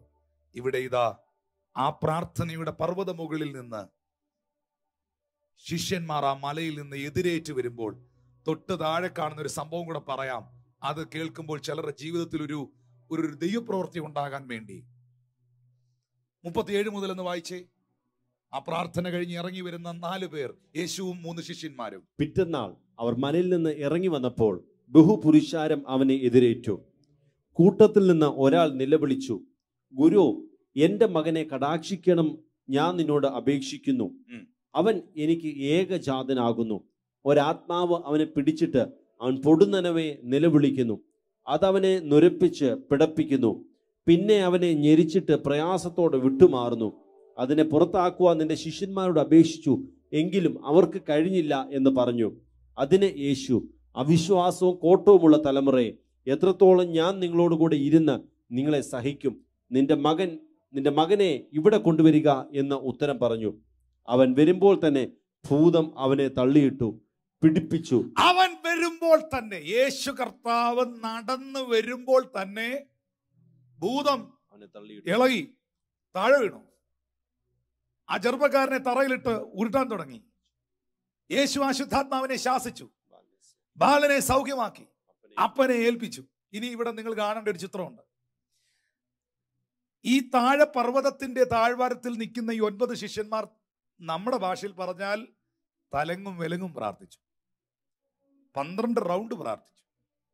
പക്ഷേ ഭൂതവും ചലിച്ചില്ല, അവിടെ ഒരു വിടുതലും നടന്നില്ല, സൗഖ്യവും ഉണ്ടായില്ല, ഒരു സംഭവം നടന്നില്ല. പക്ഷെ പ്രാർത്ഥനയുടെ പർവ്വതത്തിൽ നിന്ന് ഇറങ്ങി വരുന്നവനെ കണ്ടപ്പോൾ ഒന്നും പറഞ്ഞില്ല. അവനെ കണ്ടപ്പോഴെന്ന, അവൻ വരുമ്പോ വിട്ടുപോന്നോ സൗഖ്യമാകാന്നോ ഒന്നും പറഞ്ഞില്ല. പ്രാർത്ഥനയുടെ പർവ്വത മുകളിൽ നിന്ന് ഇറങ്ങി വരുന്നവനെ കണ്ടപ്പോ തന്നെ ഭൂതം ഇളകി താഴെ വീണു. ഞാൻ ഇതിൽ നിന്നൊരു സത്യം പറയട്ടെ. പ്രസംഗകനെ, വലിയ വാചകം അടിച്ച് പ്രസംഗിക്കുന്നവനെ ഒന്നും പിശാചിന് പേടിയില്ല. 45 സർട്ടിഫിക്കറ്റുമായിട്ട് നടക്കുന്നവനെയൊന്നും പിശാചിന് ഭയമില്ല. ഭൂതം ഇളകുമ്പോൾ അടിച്ചിളകി ഭൂതം ഇളകി മറിയുമ്പം എൻ്റെ ഡോക്ടറേറ്റ് കണ്ടോ എന്ന് പറഞ്ഞ് സർട്ടിഫിക്കറ്റ് എടുത്ത് കാണിച്ചാൽ ഇങ്ങോട്ട് ഇളകി വന്ന് വലിച്ചു കീറി ഊരക്കളയും ഭൂതം. നിന്റെ സർട്ടിഫിക്കറ്റിനെ പിശാച് ഭയപ്പെടുന്നില്ല, നിന്റെ പഠനങ്ങളെ പിശാച് ഭയപ്പെടുന്നില്ല. പക്ഷേ നിന്റെ പ്രാർത്ഥനാ ജീവിതത്തെ സാത്താൻ ഭയക്കുന്നു. ഇത് ദൈവദാസന്മാരോടും കുടുംബങ്ങളോടും വ്യക്തികളോടുമുള്ള ഒരു സന്ദേശമാണ്. ഹല്ലേലൂയ. പ്രാർത്ഥിക്കുന്നവനെ പിശാച് ഭയപ്പെടുന്നു. പാട്ടുകാരനെ അവന് പേടിയില്ല, പക്ഷെ പ്രാർത്ഥിക്കുന്ന പാട്ടുകാരനെ പേടിയാണ്. പ്രസംഗകനെ അവന് ഭയമില്ല, പക്ഷെ പ്രാർത്ഥിക്കുന്ന പ്രസംഗകനെ അവന് ഭയമാണ്. ഹല്ലേലൂയ. ഒത്തിരി ഡിഗ്രിയും ഡോക്ടറേറ്റും ഉള്ളവനെ അവന് ഭയമില്ല, പക്ഷേ പ്രാർത്ഥിക്കുന്ന ഡോക്ടറേറ്റ് ഉള്ളവനെ അവന് ഭയമാണ്. ഇതിനകത്ത് എനിക്ക് പറയാനുള്ളത്, പ്രാർത്ഥിക്കുന്നവനെ പൈശാചിക മണ്ഡലം ഭയപ്പെടുന്നു. ഇന്നും അന്നും എന്നും. യേശു പ്രാർത്ഥനയുടെ പർവ്വതത്തിൽ ഇറങ്ങി വരുന്നത് കണ്ടപ്പോൾ തന്നെ, അവൻ വരുമ്പോൾ തന്നെ ഭൂതമിളകി താഴെ വീണു. പക്ഷെ താഴ്വരയിൽ കഴിഞ്ഞ ഒരൊറ്റ ദിവസം, 1.5 ദിവസമായിട്ട് 9 എണ്ണം ചുറ്റി നടന്ന് പ്രാർത്ഥിക്കുക, ഒന്നും നടന്നില്ല. എത്രത്തോളം പ്രാധാന്യത ഞാൻ ഈ പറയുന്ന കാര്യത്തിന് നിങ്ങൾ കൊടുക്കുന്നുണ്ടെങ്കിൽ നിങ്ങളുടെ ജീവിതം അനുഗ്രഹിക്കപ്പെടും എന്നുള്ളതല്ലാതെ മറ്റെന്താണ് ഒരു ശുശ്രൂഷകൻ എന്ന നിലയിൽ എനിക്ക് പറയാം, ഇന്ന് നല്ല മെസ്സേജ് ആയിരുന്നു, കഴിഞ്ഞ ആഴ്ചയും നല്ല മെസ്സേജ് ആയിരുന്നു, അതിന് മുമ്പത്തെ ആഴ്ചയും നല്ല മെസ്സേജ് ആയിരുന്നു, നല്ല മെസ്സേജ് ആയിരുന്നു. എന്താണ് അതിനകത്ത് അർത്ഥം? എന്തിനാണിത് പ്രസംഗിക്കുന്നത്? എന്തിനാണിത് നിങ്ങളെ പഠിപ്പിക്കുന്നത്? എന്തിനാണ് ഇത് ദൈവസന്നിധിയിൽ നിന്ന് പ്രാപിച്ച് നിങ്ങൾക്ക് കൈമാറുന്നത്? നിങ്ങളും ഇതുപോലെ ആകുവാൻ, നിങ്ങളിലും ഇത് സംഭവിക്കുവാൻ, നിങ്ങളും ഈ നിലയിൽ പണിത് ഉയർത്തപ്പെടുവാൻ. ഹല്ലേലൂയ. എന്നെ കേൾക്കുന്നവരെ, പ്രാർത്ഥന നിങ്ങളുടെ ജീവിതത്തെ രൂപാന്തരപ്പെടുത്തും. പ്രാർത്ഥന നിങ്ങളുടെ അവസ്ഥകളെ, സാഹചര്യങ്ങളെ മാറ്റും. ഈ ഇടിവിൽ നിന്ന് പ്രാർത്ഥിക്കുക എന്ന് പറയുന്നത് ഈ തിരുവെഴുത്തിനകത്ത് ഏറ്റവും പ്രധാനപ്പെട്ട ഒരു കാര്യമാണ്. ഞാൻ അതോടെ പറഞ്ഞ് ഇന്നത്തെ സെഷൻ അവസാനിപ്പിക്കുകയാണ്. ഇത് നിങ്ങൾ ശ്രദ്ധിക്കാതെ പോകരുത്. ഇടിവിൽ നിന്ന് പ്രാർത്ഥിക്കുക, നമ്മളതിന് ഇന്റർസെഷൻ എന്നൊക്കെയാണ് പറയുന്നത്. പക്ഷെ അതിന് എത്രത്തോളം ബൈബിളിനകത്ത് പ്രാധാന്യത ഉണ്ടെന്ന് അറിയാമോ? എല്ലാവരെയും കൊണ്ടും പറ്റുകയില്ല കേട്ടോ. ഞാൻ പറഞ്ഞില്ല, ഗെത്സമന തോട്ടത്തിൽ യേശു ക്രിസ്തു പ്രാർത്ഥിക്കുമ്പം അവന്റെ വിയർപ്പുകൾ നിലത്ത് വീഴുന്ന വലിയ ചോരത്തുള്ളി പോലെ. അപ്പം പ്രാർത്ഥിക്കുക എന്ന് പറയുന്നത് ഒരു ചെറിയ ഒരു ജോലിയല്ല. വിയർപ്പ് ചോരയാകുന്ന ജോലിയാ യഥാർത്ഥമായി പ്രാർത്ഥിക്കുന്നവർക്ക്. ഇന്റർസീഡ് ചെയ്യുക എന്ന് പറയുന്നത്, ഇടിവിൽ നിന്ന് പ്രാർത്ഥിക്കുക എന്ന് പറയുന്നതിന് യേശു ഭയങ്കര പ്രാധാന്യതയാണ് കൊടുത്തിരിക്കുന്നത്, ഭയങ്കര ഇമ്പോർട്ടൻസ് ആണ് കൊടുത്തിരിക്കുന്നത്. 1-2 വാക്യങ്ങൾ ഞാനൊന്ന് വായിപ്പിച്ച് വിട്ടിട്ട് ഞാനൊരു ഭാഗം ഒരു അല്പസമയം എടുത്തൊന്ന് സംസാരിക്കുക. അത് നിങ്ങൾക്ക് പ്രയോജനകരമാകട്ടെ. ഹല്ലേലൂയ. കർത്താവിന്റെ ദാസനെ, എഗസ്കേൽ പ്രവാചകന്റെ പുസ്തകം 22-30 വാക്യത്തിൽ എഴുതിയിരിക്കുന്നു, ഞാൻ ദേശത്തെ നശിപ്പിക്കാതെ വണ്ണം അതിന് മതിൽ കെട്ടി എൻ്റെ മുൻപാകെ ഇടുവിൽ നിൽക്കേണ്ടതിന് ഒരു പുരുഷനെ അവരുടെ അന്വേഷിച്ചു, ആരെയും കണ്ടില്ല താനും. ഇത് ദൈവം തമ്പുരാൻ എൽ ഷഡായ് മിനിസ്ട്രിയോട്, സഭയോട്, എന്നെ കാണുന്ന എല്ലാ പ്രിയപ്പെട്ടവരോടും, ദൈവമക്കൾ എല്ലാവരോടും അറിയിക്കുന്ന ഒരു സന്ദേശമാണ്. ദൈവം പറയുകയാണ്, ഞാൻ ദേശത്തെ നശിപ്പിക്കാതെ വണ്ണം അതിന് മതിൽ കെട്ടി എൻ്റെ മുൻപാകെ ഇടുവിൽ നിൽക്കേണ്ടതിന് ഒരു പുരുഷനെ ഞാൻ അവരുടെ ഇടയിൽ അന്വേഷിച്ചു, ആരെയും കണ്ടില്ല. എന്ന് പറഞ്ഞാൽ ദേശത്തിൽ വിടുതലുണ്ടാകണമെങ്കിൽ ഇടുവിൽ നിന്ന് പ്രാർത്ഥിക്കുന്ന ഒരു വ്യക്തി ദൈവത്തിന് വേണം. ദൈവം തമ്പുരാൻ പറയുകയാണ്, ഞാൻ എൻ്റെ ഒരു ചിന്തയിലൂടെ അതിനകത്ത് വ്യാഖ്യാനിച്ചോട്ടെ.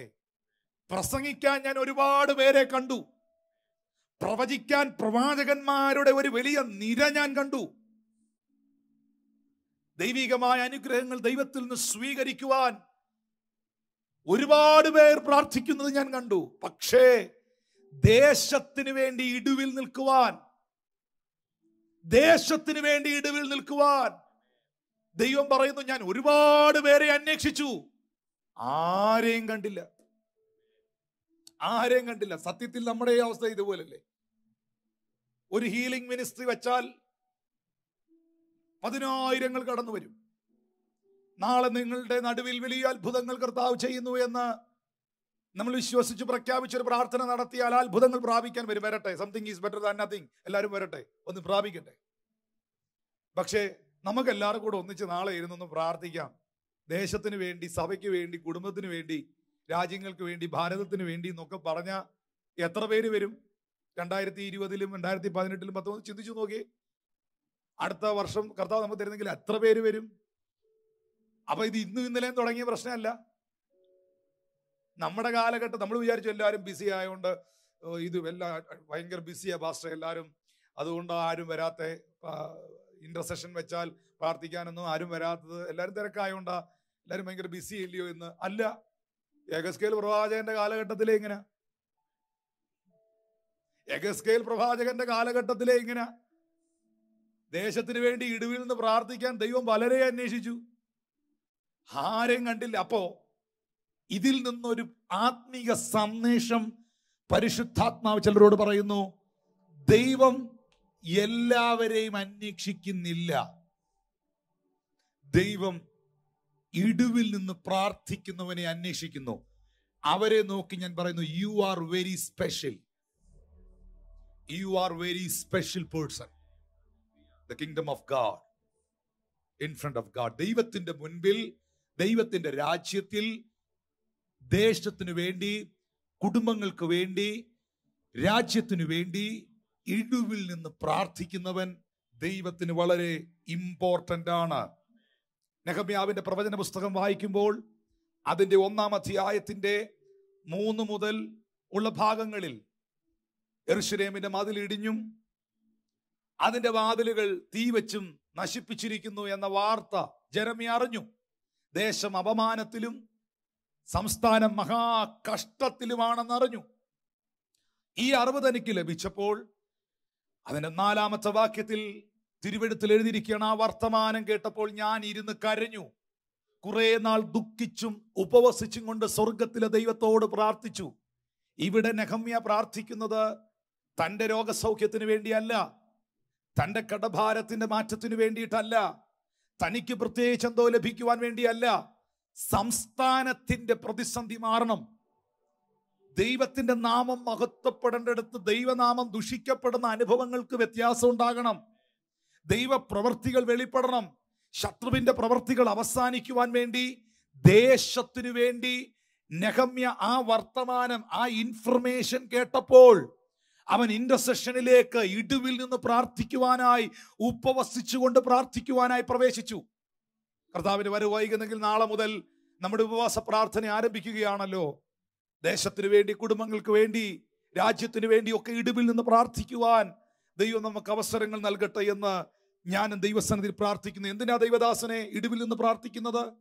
2 ദിനവൃത്താന്ത പുസ്തകം 6-ാം അധ്യായം 28 മുതലുള്ള വാക്യങ്ങളിൽ നമുക്കെല്ലാവർക്കും സുപരിചിതമാണ് ആ വാക്യം. അവിടെ എഴുതിയിരിക്കുന്ന, ദേശത്ത് ക്ഷാമമോ മഹാമാരിയോ വെൺകതിരോ വിഷമഞ്ഞോ വെട്ടിക്കിളിയോ തുള്ളൻ എന്നിവയോ ഉണ്ടായാൽ, അവരുടെ ശത്രുക്കൾ അവരുടെ പട്ടണത്തിൽ ദേശത്തിൽ അവരെ നീ നിരോധിച്ചാൽ, വല്ല വ്യാധിയോ വല്ല ദീനമോ ഉണ്ടായാൽ, ഇതെല്ലാം ശ്രദ്ധിക്കണം, വല്ല വ്യാധിയോ വല്ല ദീനമോ ഉണ്ടായാൽ, യാതൊരുത്തനെങ്കിലും നിന്റെ ജനമായ ഇസ്രായേൽ മുഴുവനെങ്കിലും വല്ല പ്രാർത്ഥനയും യാചനയും കഴിക്കുകയും ഓരോരുത്തൻ താന്റെ വ്യാധിയും ദുഃഖവും അറിഞ്ഞ് ആലയത്തിലേക്ക് തിരിഞ്ഞ് കൈമലർത്തുകയും ചെയ്താൽ, 30-ാമത്തെ വാക്യത്തിൽ സ്വർഗത്തിലെ ദൈവം പറയുന്നു, നിന്റെ വാസസ്ഥലമായ സ്വർഗത്തിൽ നിന്ന് അവൻ കേട്ടു ക്ഷമിക്കുകയും. അടുത്ത വാക്യങ്ങളിൽ രേഖപ്പെടുത്തിയിരിക്കുന്നത്, ഞങ്ങളുടെ പിതാക്കന്മാർക്ക് കൊടുത്ത ദേശത്ത് അവർ ജീവിച്ചിരിക്കുന്ന കാലത്തൊക്കെയും നിന്റെ വീഥികളിൽ നടപ്പാൻ തക്കവണ്ണം നിന്നെ ഭയപ്പെടുത്തേണ്ടതിന്, ഹല്ലേലൂയ, നീ ഓരോരുത്തൻ ഹൃദയം അറിയുന്നത് പോലെ ഓരോരുത്തൻ അവനവനെ നടപ്പ് പോലൊക്കെയും നൽകുകയും ചെയ്യണമേ. താഴേക്ക് വായിക്കുമ്പോൾ എഴുതിയിരിക്കുന്നു, ഏമേൻ, ദേശത്തിന് വേണ്ടി നിങ്ങൾ ഇടിവിൽ നിന്ന് പ്രാർത്ഥിക്കുന്ന സാഹചര്യത്തിൽ ദൈവം അവരുടെ പാപങ്ങളെ ക്ഷമിച്ച് അവരുടെ ദേശത്തിന് സൗഖ്യം വരുത്തും. ഇവിടെ ദിനവൃത്താന്ത പുസ്തകം 2 ദിനവൃത്താന്തം 6:28 എഴുതിയിരിക്കുകയാണ്, എന്തെങ്കിലും പ്രതിസന്ധികൾ, രോഗങ്ങൾ, മഹാവ്യാധികൾ വരുമ്പോൾ അങ്ങോട്ടും ഇങ്ങോട്ടും എല്ലാവരും കൂടെ കളിയാക്കുക, അങ്ങോട്ടും ഇങ്ങോട്ടും എല്ലാവരും പരിഹസിക്കുക, അങ്ങോട്ടും ഇങ്ങോട്ടും എല്ലാവരും കൂടെ പരാജയത്തിന്റെ വാക്കുകൾ പറയുക എന്നല്ല എഴുതിയിരിക്കുന്നത്. അങ്ങനെ എന്തെങ്കിലും പ്രതിസന്ധികൾ ദേശത്തിൽ സംഭവിച്ചാൽ ദൈവമക്കൾ, വിളിക്കപ്പെട്ട ദൈവമക്കൾ ഒന്നിച്ചുകൂടി ആമേൻ അവരെ ആയിരിക്കുന്ന സാഹചര്യത്തിൽ ദേശത്തിന് വേണ്ടി പ്രാർത്ഥിക്കുക. പ്രിയപ്പെട്ടവരെ, ഇടിവിൽ നിന്ന് പ്രാർത്ഥിക്കുവാൻ ദൈവം ചിലരെ അന്വേഷിക്കുന്നു. എന്താണ് അതിന്റെ കാരണം? ആർക്ക് വേണ്ടി പ്രാർത്ഥിക്കണം? 1 തീമോഥെയോസിന്റെ ലേഖനം 2-ാം അധ്യായം 1 മുതലുള്ള ഭാഗങ്ങളിൽ എഴുതിയിരിക്കുന്നു. അതിന്റെ 3 മുതലുള്ള വാക്യം വായിക്കാം. ദൈവദാസനെ ആ ഭാഗം ഒന്ന് എടുക്കണം. 1 തീമോഥെയോസ് 2:1 മുതൽ ഞാൻ അതിന്റെ 3 മുതലുള്ള വാക്യങ്ങൾ ഒന്ന് വായിക്കുകയാണ്. അത് നമ്മുടെ രക്ഷിതാവായ ദൈവസന്നിധിയിൽ നല്ലതും പ്രസാദകരമാകുന്നു. എല്ലാവർക്കും ദൈവത്തെ പ്രസാദിപ്പിക്കാൻ ഇഷ്ടമല്ലേ? ദൈവം പ്രസാദിക്കണ്ടേ? പ്രിയപ്പെട്ടവരെ, ദൈവമക്കളെ, നിങ്ങളിൽ ദൈവം പ്രസാദിക്കണ്ടേ? എന്താണ് ദൈവത്തിന് പ്രസാദകരം? എന്താണ് ദൈവത്തിന്റെ സന്നിധിയിൽ നല്ലതെന്ന് എഴുതിയിരിക്കുന്നത്? 1 മുതൽ വായിച്ചേ. എന്നാൽ സകല മനുഷ്യർക്കും നാം സർവഭക്തിയോടും കനത്തോടും കൂടെ സാവധാനതയും സ്വസ്ഥതയുമുള്ള ജീവനം കഴിക്കേണ്ടതിന്, വിശേഷ രാജാക്കന്മാർക്കും സകല അധികാരസ്ഥന്മാർക്കും വേണ്ടി യാചനയും പ്രാർത്ഥനയും പക്ഷപാതവും സ്തോത്രവും ചെയ്യണമെന്ന്. വിശേഷാൽ രാജാക്കന്മാർക്ക് വേണ്ടി, നമ്മളുടെ ഭരണകർത്താക്കന്മാർക്ക് വേണ്ടി, നമ്മളെ നയിക്കുന്ന അധികാരസ്ഥർ, അത് ഗവൺമെന്റ് തലത്തിലുള്ള അധികാരസ്ഥർ, സഭയോടുള്ള ബന്ധത്തിൽ സഭയെ നയിക്കുന്നവർ, ഇവർക്കൊക്കെ വേണ്ടി യാചനയും പ്രാർത്ഥനയും പക്ഷപാതവും, ഇത് മൂന്ന് തലങ്ങളാ പ്രാർത്ഥനയുടെ. സ്തോത്രവും ചെയ്യണമെന്ന് ഞാൻ സകലത്തിനു മുൻപേ, എല്ലാം ചെയ്യുന്നതിന് മുമ്പ്, വലിയ പെന്തിക്കോസ് നാളിൽ മുൻമഴ പെയ്ച്ചാന്നൊക്കെയുള്ള പാട്ടൊക്കെ പാടുന്നതിന് മുമ്പ്, പ്രൈസ് ഗോഡ്, വലിയ ആരാധനകളൊക്കെ നടത്തുന്നതിന് മുൻപ്, സകലതും ചെയ്യുന്നതിന് മുൻപ്, സകലത്തിനു മുൻപേ ഞാൻ പ്രബോധിപ്പിക്കുകയാണ്. ദേശത്തിന് വേണ്ടി, രാജാക്കന്മാർക്ക് വേണ്ടി, അധികാരസ്ഥർക്ക് വേണ്ടി, നിങ്ങൾക്ക് മീതെയുള്ളവർക്ക് വേണ്ടി പക്ഷപാതവും സ്തോത്രം ചെയ്യുക, പ്രാർത്ഥിക്കുക.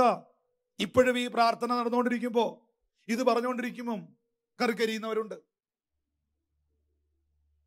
ഇപ്പൊ അത് അരിഞ്ഞവർ താഴെ വെച്ചു. ഇപ്പൊ ഇത് പറഞ്ഞുകൊണ്ടിരിക്കുമ്പോഴും ഭക്ഷണം കഴിച്ചുകൊണ്ടിരിക്കുന്നവരുണ്ട്.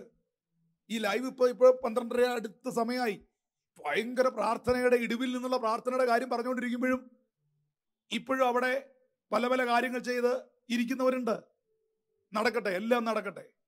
പക്ഷേ ഇതിനെല്ലാം ദൈവം കൃത്യമായി കണക്ക് ചോദിക്കുന്ന, കണക്ക് തീർക്കുന്ന, അധികം കേട്ടവനോട് അധികം ചോദിക്കുന്ന ഒരു ദിവസം വരുന്നുണ്ട്. The day is coming. അത് വാതിക്കൽ എത്തി നിൽക്കുകയാണ്. എനിക്ക് പറയാനുള്ളത് ഇനിയെങ്കിലും മാനസാന്തരപ്പെടുക എന്നുള്ളതാണ്. ഇത്രയുമൊക്കെ ആയിട്ടും നമുക്ക് മാനസാന്തരപ്പെടാൻ ദൈവഭയം ഇല്ലാതായി പോയെങ്കിൽ, ഇത്രയുമൊക്കെ ആയിട്ടും ശരിക്കും പറഞ്ഞാൽ ഈ ഒരു പ്രത്യേക സാഹചര്യത്തിൽ ദൈവം ആരെന്ന് ലോകം അറിഞ്ഞുകൊണ്ടിരിക്കുക.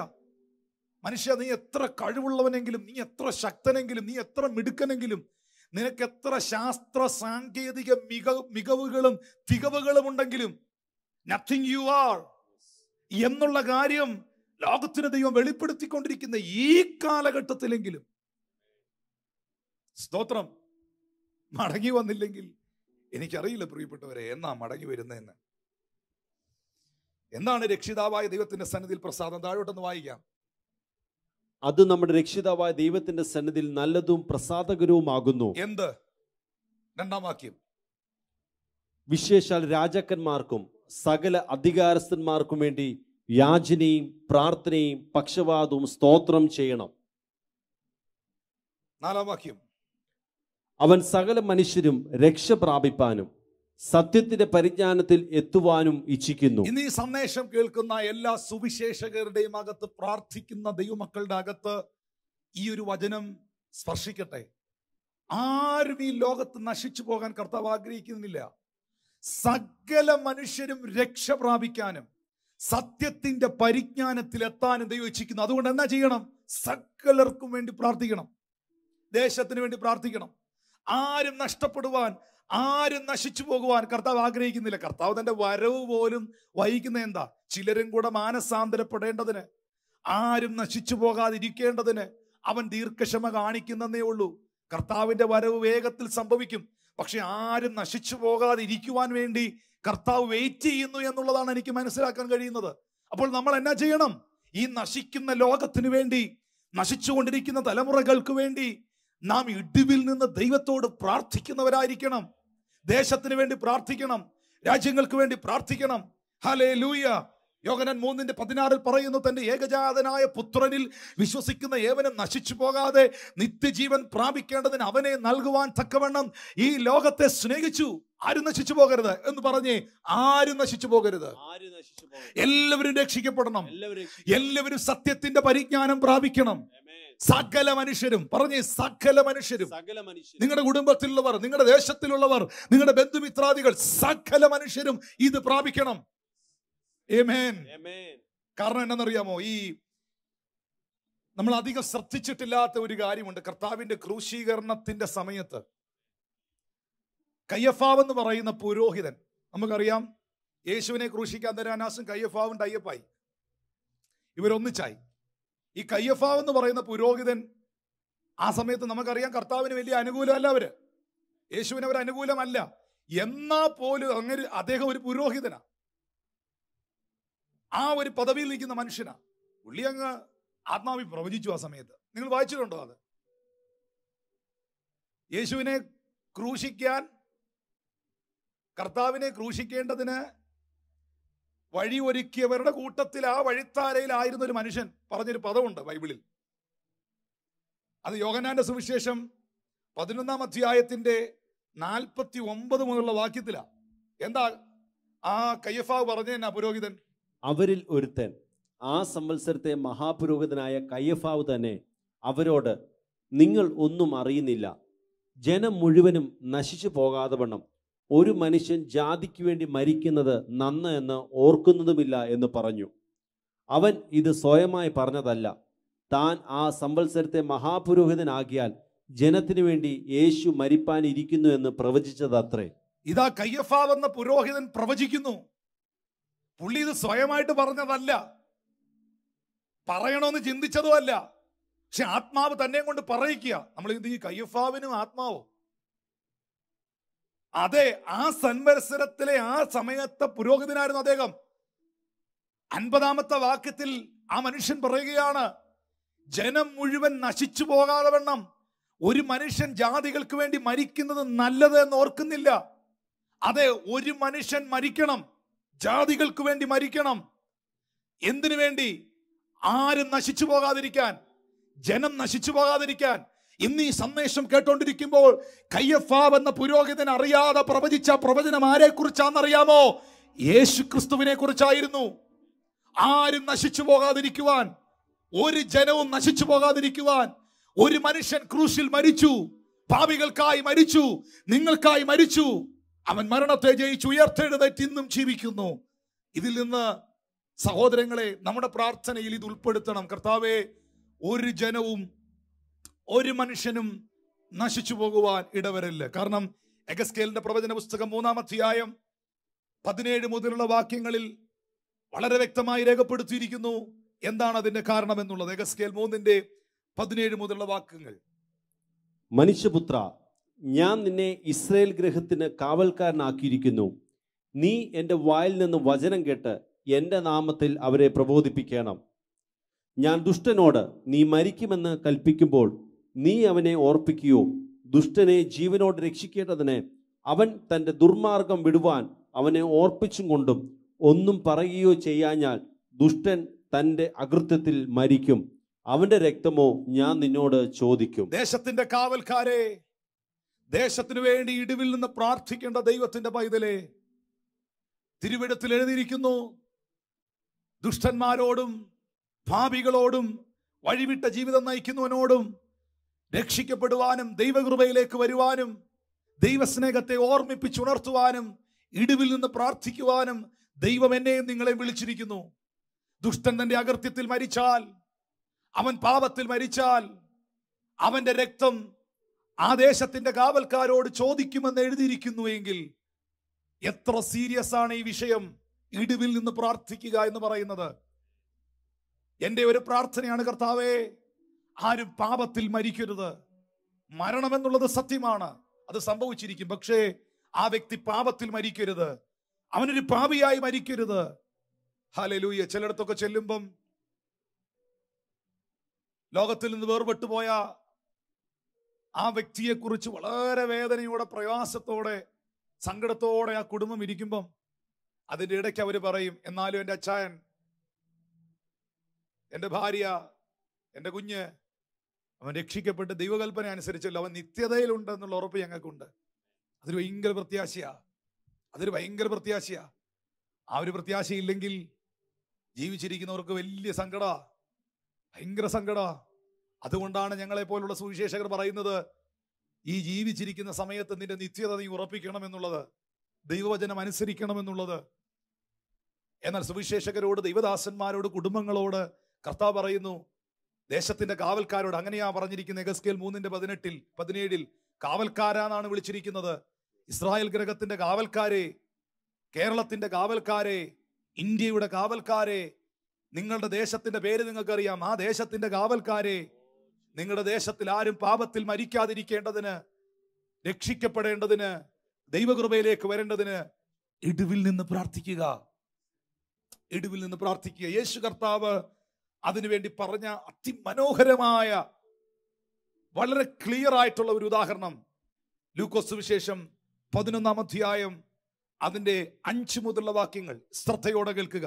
ലൂക്കോസ് 11:5 മുതലുള്ള വാക്യങ്ങൾ. പിന്നെ അവൻ അവരോട് പറഞ്ഞത്, നിങ്ങളിൽ ആർക്കെങ്കിലും ഒരു സ്നേഹിതൻ ഉണ്ട് എന്നിരിക്കട്ടെ. അവൻ അർദ്ധരാത്രിക്ക് അവന്റെ അടുക്കൽ ചെന്ന്, സ്നേഹിത, എനിക്ക് 3 അപ്പം വായ്പ തരേണം. എൻ്റെ ഒരു സ്നേഹിതൻ വഴിയാത്രയിൽ എൻ്റെ അടുക്കൽ വന്നു, അവന് വിളമ്പി കൊടുപ്പാൻ എൻ്റെ പക്കൽ ഏതുമില്ല എന്ന് അവനോട് പറഞ്ഞാൽ, എന്നെ പ്രയാസപ്പെടുത്തരുതേ, കഥ കടച്ചിരിക്കുന്നു, പൈതങ്ങളും എന്നോടുകൂടെ കിടക്കുന്നു, എഴുന്നേറ്റ് തരുവാൻ എനിക്ക് കഴിയുകയില്ല എന്ന് അകത്തുനിന്ന് ഉത്തരം പറഞ്ഞാലും അവൻ സ്നേഹിതനാകൊണ്ട് എഴുന്നേറ്റ് അവന് കൊടുക്കുകയില്ലെങ്കിലും അവൻ ലജ്ജ കൂടാതെ മുട്ടിക്ക നിമിത്തം എഴുന്നേറ്റ് അവന് വേണ്ടുന്നിടത്തോളം കൊടുക്കുമെന്ന് ഞാൻ നിങ്ങളോട് പറയുന്നു. ഇത് വളരെ ശ്രദ്ധിക്കേണ്ട ഒരു കാര്യമാണ്. എനിക്ക് ഈ ഒരു വിഷയം ഞാൻ പഠിപ്പിക്കുമ്പോൾ സാധാരണ നിലയിൽ ഒരു 3 സ്നേഹിതന്മാരെ നിർത്തി ഞാൻ പഠിപ്പിക്കാറുണ്ട്. ഇന്നിപ്പോൾ ഇവിടെ ഷിജിനും ക്രിസ്റ്റി പാസ്റ്ററും ജിജി പാസ്റ്ററേ ഉള്ളൂ. ദേവദാസന്മാരെ നിങ്ങളെ ഞാൻ ബഹുമാനിക്കുന്നു. സാധാരണ നിലയിൽ ഞാൻ അങ്ങനെ പാസ്റ്റേഴ്സിനെ വിളിച്ചത് ചെയ്യിക്കാറില്ല. പക്ഷെ ഇന്ന് ഇവരെ ഇതൊന്ന് പഠിപ്പിക്കാൻ എനിക്ക് ഇതിൻ്റെ ഇടയ്ക്ക് ഒരു സ്നേഹിതനായിട്ട് കയറി നിൽക്കാൻ പറ്റില്ല. നിങ്ങൾ പ്രസംഗിക്കേണ്ടി വരും. ദയവായിട്ട് നിങ്ങൾ 3 പേരും ഒന്ന് വരാമോ പ്ലീസ്? വളരെ ശ്രദ്ധിക്കേണ്ടതായിട്ടുള്ള ഒരു ഭാഗമാണിത്. ഈ 3 സ്നേഹിതന്മാരുടെ ചരിത്രം പഠിപ്പിക്കണമെങ്കിൽ, യേശു എന്താണ് ഉദ്ദേശിച്ചതെന്ന് പഠിപ്പിക്കണമെങ്കിൽ എനിക്ക് ഇവരെ നിർത്താതെ കഴിയുകയില്ല. ഇതാ 3 സ്നേഹിതന്മാർ.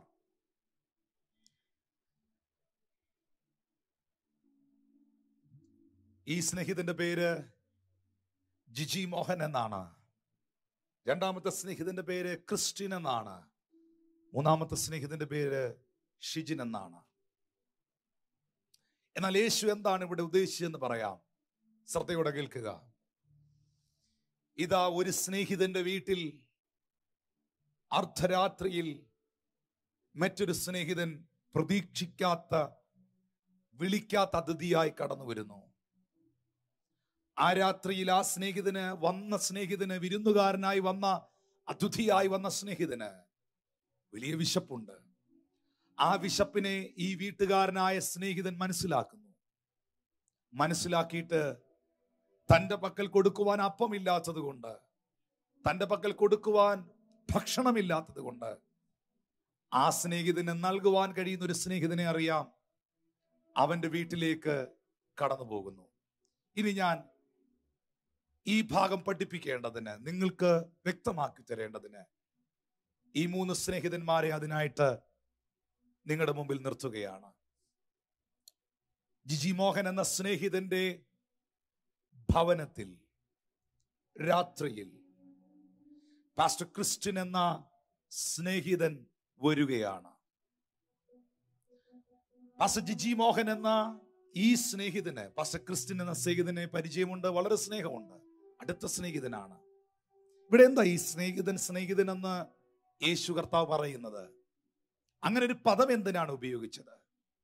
കാരണം നിങ്ങൾ മനസ്സിലാക്കുക,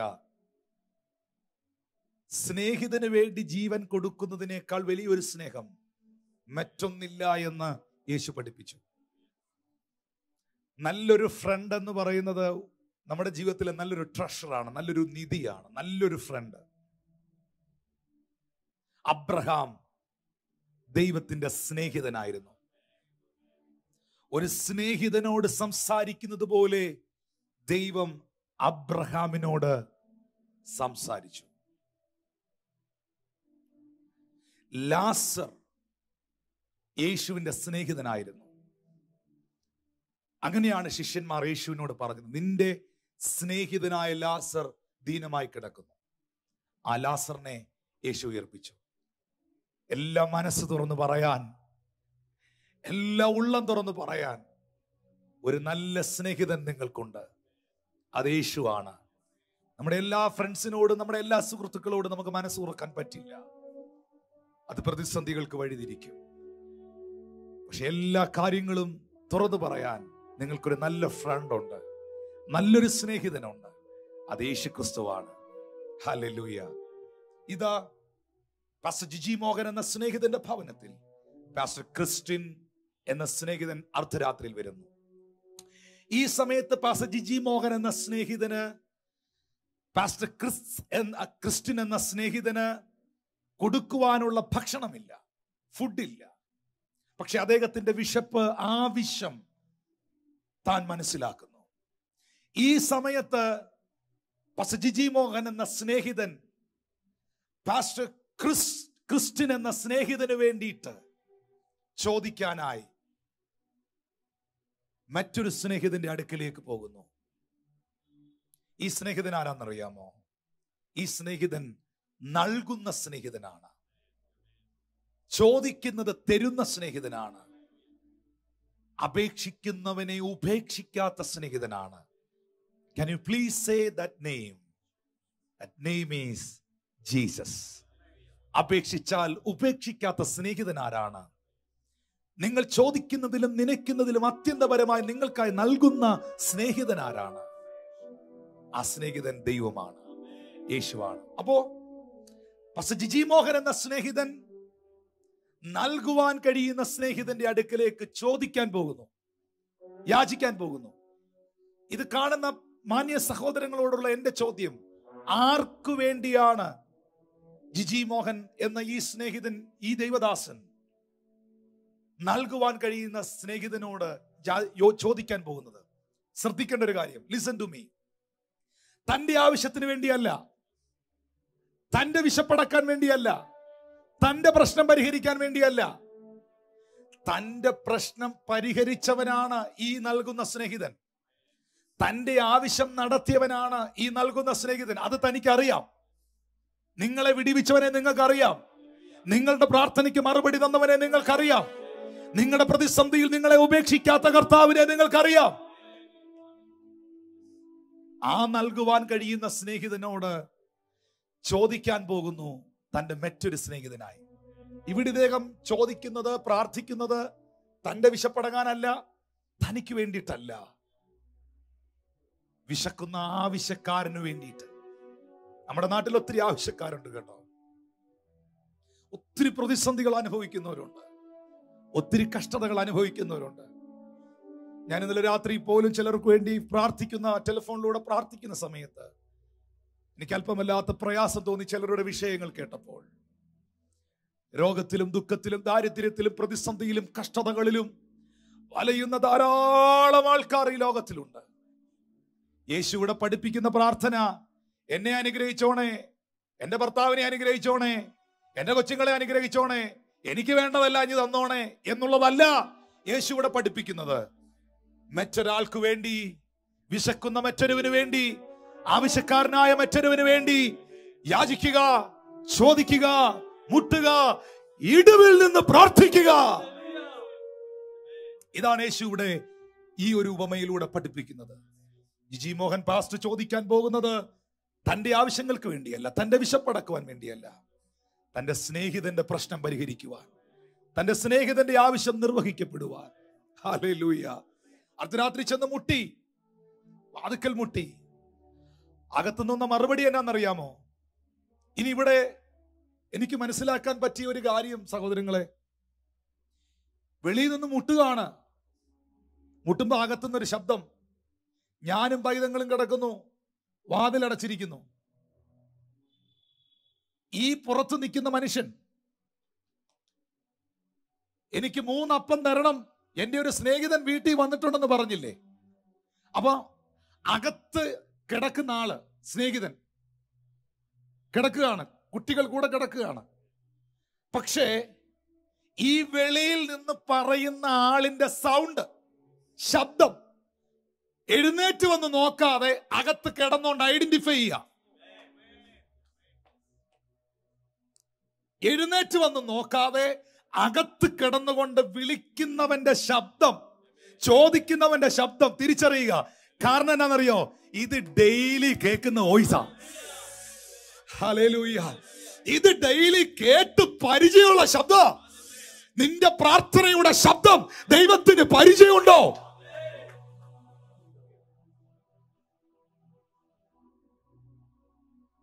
രാത്രിയിൽ 12 ആകുമ്പോ, രാവിലെ 5 മണിയാകുമ്പോ, 6 മണിയാകുമ്പോ, 3 മണിയാകുമ്പോ, ഇതാ ദൈവം പരിചയമുള്ള ഒരു ശബ്ദം കേൾക്കുന്നു. ദൈവം പരിചയമുള്ള ഒരു ശബ്ദം കേൾക്കുന്നു. അതാണ് പ്രാർത്ഥന. അതാണ് പ്രാർത്ഥന. അകത്ത് കിടന്നുകൊണ്ട് മറുപടി പറഞ്ഞു, ഇപ്പം എഴുന്നേറ്റ് വരാൻ പറ്റില്ല, ഞാനും പൈതങ്ങളും കിടന്നുറങ്ങുകയാണ്, എന്നെ പ്രയാസപ്പെടുത്തരുത്. എന്താണ് അതിന്റെ അർത്ഥം? അതിന്റെ അർത്ഥം എന്ന് പറയുന്നത്, നീ ചോദിച്ച അപ്പം ഇല്ലെന്നുള്ളതല്ല. ചോദിച്ച എന്നാ? അപ്പമാണ്. ചോദിച്ചത് ആഹാരമാണ്. മറുപടി ആഹാരമില്ലെന്നാണോ? നീ ചോദിച്ച സാധനം എനിക്ക് തരാൻ മേല എന്നാണോ ഉത്തരം? അല്ല, അല്ല. ഞാനും പൈതങ്ങളും കിടക്കുന്നു. യേശു ആ പറഞ്ഞതിനകത്ത് ഒരാഴമുണ്ട്. ഉറങ്ങുകയാണ്, കിടക്കുകയാണ്. എത്ര മണിക്കൂർ ഉറങ്ങും? 48 മണിക്കൂർ ഉറങ്ങുമോ? 2 മാസം ഉറങ്ങുമോ? 4 മാസം ഉറങ്ങുമോ? ശരിക്കും ഉറങ്ങുക എന്ന് പറയുന്നത് ഒരു ഷോർട്ട് ടൈമാണ്. ഒരു ഷോർട്ട് ടൈം പ്രോസസ്സാണ്. 7 മണിക്കൂർ, 6 മണിക്കൂർ, മാക്സിമം 8 hours ഉറങ്ങുമായിരിക്കും. എന്ന് പറഞ്ഞാൽ പ്രാർത്ഥനയുടെ മറുപടികൾ നിങ്ങൾക്ക് ഡിലേ ആകുന്നെങ്കിൽ, നിങ്ങൾ ചോദിച്ച ചോദ്യത്തിന്റെ വിടുതലുകൾ വൈകുന്നെങ്കിൽ, അത് ഒരുപാട് നാളുകൾ പോകുമെന്നല്ല അതിന്റെ അർത്ഥം. എഴുന്നേറ്റ് വരും. ഉറക്കത്തിൽ നിന്ന് എഴുന്നേക്കും. ഈ ഉറക്കത്തിൽ നിന്ന് എഴുന്നേക്കും. ഇത് നിലനിൽക്കുന്ന ഒന്നല്ല. എഴുന്നേറ്റ് വരും. നിങ്ങൾക്ക് മറുപടി ഉണ്ട്. ഇതൊരു ഷോർട്ട് ടൈമാണ്. ഇതൊരു ചെറിയ നിമിഷമാണ്. ഇതിനപ്പുറത്തൊരു മിറക്കിൾ നടന്നിരിക്കും. ഇത് നിങ്ങളോടുള്ള ദൈവിക സന്ദേശമാണ്. അതുകൊണ്ട് ഈ എന്നെ പ്രയാസപ്പെടുത്തല്, കഥ കടച്ചിരിക്കുന്നു എന്നൊക്കെ അകത്തുനിന്ന് ശബ്ദം കേൾക്കുമ്പോഴേ ഡെസ്പായി പോവല്ലേ. ഇതാരോടോ കർത്താവ് അറിയിക്കുകയാണ്. പ്രാർത്ഥനയുടെ മറുപടി വരാൻ വൈകുമ്പോഴേ മടുത്തു പോവല്ലേ. മനസ്സ് മടുത്ത് ഡെസ്പായി ചോദിച്ചിട്ടൊന്നും കാര്യമില്ലെന്ന് പറഞ്ഞ് തിരിച്ചു പോയല്ലേ. ലജ്ജ കൂടാതെ മുട്ടിക്ക നിമിത്തം അവൻ എഴുന്നേറ്റ് വന്ന് 3 അപ്പമാ പുള്ളി ചോദിച്ചേ. പക്ഷെ എഴുതിയിരിക്കുന്ന വേണ്ടുന്നിടത്തോളം കൊടുത്തു എന്നാണ്. ധാരാളം കൊടുത്തു എന്നാണ്. പ്രാർത്ഥനയിൽ മടുത്തു പോകാതെ ഇടിവിൽ നിന്ന് പ്രാർത്ഥിക്കാമോ? ദേശത്തിന് വേണ്ടി പ്രാർത്ഥിക്കാമോ? കുടുംബത്തിന് വേണ്ടി പ്രാർത്ഥിക്കാമോ? ധാരാളം തരുവാൻ, നിന്നെ അനുഗ്രഹിപ്പാൻ എന്റെ കർത്താവിന് കഴിയും. Thank you. നിങ്ങൾക്ക് തരുവാൻ കർത്താവിന് കഴിയും. Thank you pastors, thank you very much. Hallelujah. എന്നെ കേൾക്കുന്ന ദൈവത്തിന്റെ പൈതലേ, ആ സ്നേഹിതൻ ആർക്ക് വേണ്ടിയാണ് ചോദിച്ചത്? തന്റെ വിശപ്പ് മാറ്റാനാണോ? അല്ല, തന്റെ സ്നേഹിതന്റെ വിശപ്പ് മാറ്റുവാൻ. നിങ്ങളുടെയൊക്കെ അയൽപക്കത്തും നിങ്ങളുടെയൊക്കെ ദേശത്തും ഒരുപാട് പേര് പ്രതിസന്ധികൾ അനുഭവിക്കുന്നുണ്ട്. അവർക്ക് വേണ്ടി പ്രാർത്ഥിക്കുക. നിങ്ങളുടെ ദൈവദാസന്മാർക്ക് വേണ്ടി പ്രാർത്ഥിക്കുക. ഇടിവിൽ നിന്ന് പ്രാർത്ഥിക്കുക. ലജ്ജ കൂടാതെ മുട്ടുമോ? പ്രാർത്ഥനയിൽ മടുത്തു പോലെ കേട്ടോ. എൻ്റെ കുഞ്ഞിന് വേണ്ടി ഞാൻ പ്രാർത്ഥിക്കുന്നു. ഇതുവരെ ഒരു വിടുതലായിട്ടില്ല. ഞാൻ ആ വിഷയത്തിന് വേണ്ടി പ്രാർത്ഥിക്കുന്നു. ഇതുവരെ അതിലൊരു അത്ഭുതം സംഭവിച്ചിട്ടില്ല എന്ന് ചിന്തിക്കുന്നവരോട്, പ്രാർത്ഥനയുടെ മറുപടിയുടെ തടസ്സം അധികം നാളുകൾ നിൽക്കുന്നതല്ല. അതൊരു ഷോർട്ട് ടൈമാണ്. നിന്റെ അപ്പത്തെ വെള്ളത്തിന്റെ മീതെ എറിയുക. ഏറെ നാൾ കഴിഞ്ഞാലും അത് മടങ്ങി വരും. കർത്താവ് അങ്ങനല്ലേ പറയുന്നേ? എന്താ എഴുതിയിരിക്കുന്നത്? ദർശനത്തിന് ഞാനൊരു അവധി വച്ചിരിക്കുന്നു. അതതിന്റെ സമാപ്തിയിലേക്ക് വരുവാൻ ബന്ധപ്പെടുന്നു. ദർശനത്തിന് ഞാനൊരു അവധി വെച്ചിരിക്കുന്നു. ഇപ്പൊ നിങ്ങളൊരു മുനിസിപ്പാലിറ്റി ചെല്ലുമ്പോൾ, അല്ലെ ഒരു പഞ്ചായത്ത് ഓഫീസിൽ ചെല്ലുമ്പോൾ, ആ സെക്രട്ടറി അവധിയിലാണെന്ന് പറഞ്ഞാൽ എന്നെ അർത്ഥം പുള്ളി ഇനി വരികയില്ലെന്നാണോ? സാറിന്നില്ല കേട്ടോ, സാറിന്ന് അവധിയില്ല എന്ന് പറഞ്ഞതിന്റെ അർത്ഥം എന്നാ? സാറങ്ങ് പോയി ഇനി നിങ്ങളുടെ പേപ്പർ സൈൻ ചെയ്യലെന്നാണോ? അല്ല, ലീവ് എടുത്തിരിക്കുക എന്ന് പറഞ്ഞാൽ അതൊരു ഷോർട്ട് ടൈമാണ്. അവധിയിലാണെന്ന് പറയുന്നത് ആള് പോയി ഇനി അത് കിട്ടുകയില്ലെന്നല്ല. പുള്ളി വരും. ദർശനത്തിന് ഞാനൊരു അവധി വെച്ചിരിക്കുന്നു. അതതിന്റെ സമാപ്തിയിലേക്ക് വരാൻ ബന്ധപ്പെടുന്നു. ഈ ഒരു ഷോർട്ട് ടൈമിൽ ഒരു പക്ഷേ അതിനൊരു മറുപടി വന്നില്ലെങ്കിലും ആ ചെയറിൽ ആള് വരാതിരിക്കില്ല. ആ പേപ്പറിൽ സിഗ്നേച്ചർ വീഴാതിരിക്കില്ല. നിന്റെ വിഷയത്തിൽ മറുപടി ഉണ്ടാകാതിരിക്കില്ല. ഈ ഒരു മെസ്സേജ് പറഞ്ഞുകൊണ്ടിരിക്കുമ്പം നമ്മൾ പ്രാർത്ഥിച്ചില്ല, പിന്നെ എപ്പോഴാണ് പ്രാർത്ഥിക്കുന്നത്? നമുക്കൊന്ന് പ്രാർത്ഥിക്കാം. ചില കാര്യങ്ങളോട് നിങ്ങളോട് എനിക്ക് അറിയിപ്പാനുണ്ട്. നമ്മുടെ ദേശത്തിന് വേണ്ടി ഒന്ന് പ്രാർത്ഥിക്കാം. ഒന്ന് ഇടിവിൽ നിന്ന് പ്രാർത്ഥിക്കാം. കർത്താവിന്റെ ദാസനെ, ഭാരതത്തിന് വേണ്ടി ഒന്ന് പ്രാർത്ഥിക്കാം. നിങ്ങളുടെ കാര്യം ദയവായിട്ടൊന്ന് ഉയർത്തിപ്പിടിച്ചേ. നിങ്ങളുടെ കാര്യം ഒന്ന് ഉയർത്തിപ്പിടിച്ചേ. ഫോണിലൂടെ ആയിരിക്കാം നിങ്ങൾ കാണുന്നത്, ടിവിയിലൂടെ ആയിരിക്കാം നിങ്ങൾ കാണുന്നത്, ഏതെങ്കിലും മാധ്യമങ്ങളിലൂടെ ആയിരിക്കാം നിങ്ങൾ ഇത് കാണുന്നത്. നമ്മുടെ ഭാരതത്തിന് വേണ്ടി ഒന്ന് പ്രാർത്ഥിച്ചേ. നമ്മുടെ ദേശങ്ങൾക്ക് വേണ്ടി ഒന്ന് പ്രാർത്ഥിച്ചേ. ഹല്ലേലൂയ. നമ്മുടെ ഭരണകർത്താക്കന്മാർക്ക് വേണ്ടി ഒന്ന് പ്രാർത്ഥിച്ചേ. ആരോഗ്യ പ്രവർത്തകർക്ക് വേണ്ടി ഒന്ന് പ്രാർത്ഥിച്ചേ. ചെറിയവർക്കും വലിയവർക്കും വേണ്ടി പ്രാർത്ഥിച്ചേ. ദേശത്തിന് വേണ്ടി ഒന്ന് ഇടിവിൽ നിന്ന് പ്രാർത്ഥിച്ചേ. ഓ, thank you Lord Jesus, thank you Lord Jesus.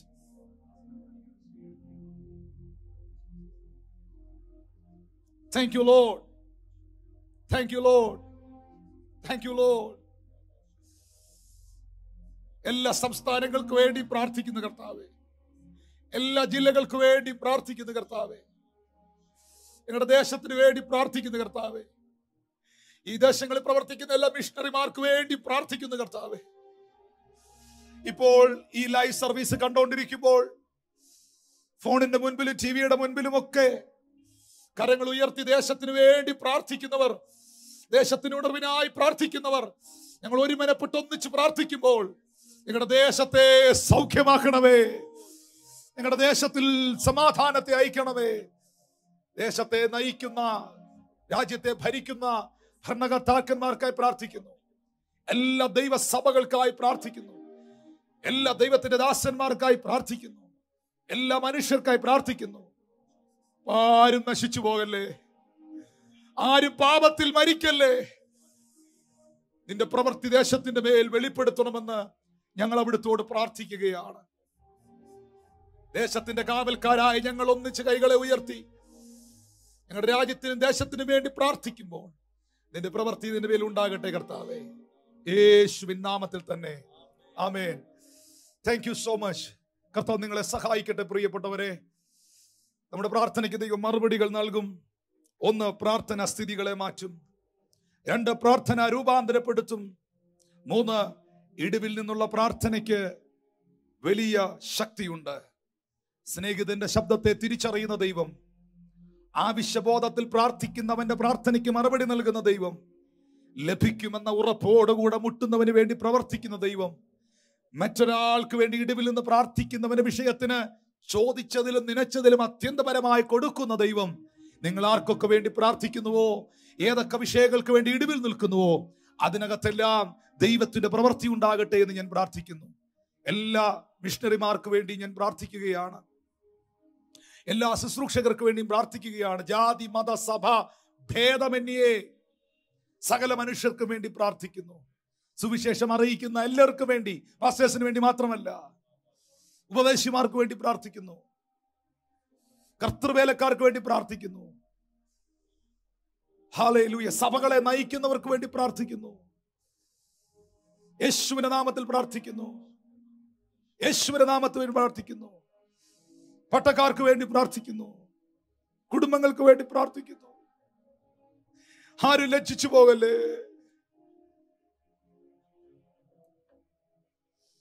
കാവൽക്കാരാ രാത്രി എന്തായി എന്ന് ചോദിക്കുമ്പോൾ ഞാൻ ഉറങ്ങുകയായിരുന്നു, എനിക്കറിയില്ല എന്ന് പറയാൻ ഇടവരല്ലേ. പ്രാർത്ഥനയുടെ ആത്മാവ് കൊണ്ട് ഓരോ വ്യക്തികളെയും കർത്താവ് നിറയ്ക്കട്ടെ. എന്തിനാ ദൈവദാസന്മാർക്ക് വേണ്ടി പ്രാർത്ഥിക്കണമെന്ന് പറഞ്ഞത്? പ്രാർത്ഥിക്കുന്നുണ്ടോ നിങ്ങൾ? നമുക്ക് മുൻപേ നടന്നവരെയും നമ്മളെ നടത്തിയവരെയും നാം ഓർക്കേണ്ടത് ആവശ്യമാണ്. എന്തിനാണ് അവർക്ക് വേണ്ടി പ്രാർത്ഥിക്കേണ്ടത്? ഇന്നത്തെ സെഷൻ അവസാനിപ്പിക്കാൻ ഇത് പറയാതെ കഴിയില്ല. റോമർക്കെഴുതിയ ലേഖനം 15-ാം അധ്യായത്തിന്റെ 30 മുതലുള്ള വാക്യങ്ങൾ എഴുതിയിരിക്കുന്നു. സഹോദരന്മാരെ, യഹൂദയിലെ അവിശ്വാസികളുടെ കയ്യിൽ നിന്ന് എന്നെ രക്ഷിക്കേണ്ടതിന് നിങ്ങൾ പ്രാർത്ഥനയിൽ എന്നോടുകൂടെ പോരാടണം. ഹല്ലേലൂയ. യഹൂദയിലെ അവിശ്വാസികളുടെ കയ്യിൽ നിന്ന് ഞാൻ രക്ഷിക്കപ്പെടേണ്ടതിന്, യെരൂശലേമിൽ ഞാൻ കൊണ്ടുപോകുന്ന സഹായം വിശുദ്ധന്മാർക്ക് പ്രസാദമായി തീരേണ്ടതിന്. 31-ാമത്തെ വാക്യത്തിൽ അപ്പോസ്തലൻ പറയുകയാണ്, ഞാനിങ്ങനെ ദൈവ ഇഷ്ടത്തിന്റെ സന്തോഷത്തോടെ നിങ്ങളുടെ അടുക്കൽ വന്ന് നിങ്ങളുടെ മനം നടുക്കേണ്ടതിന് നിങ്ങൾ എനിക്ക് വേണ്ടി ദൈവത്തോട് പ്രാർത്ഥനയിൽ എന്നോടുകൂടെ പോരാടണം. എന്ന പദമാ അതൊക്കെ.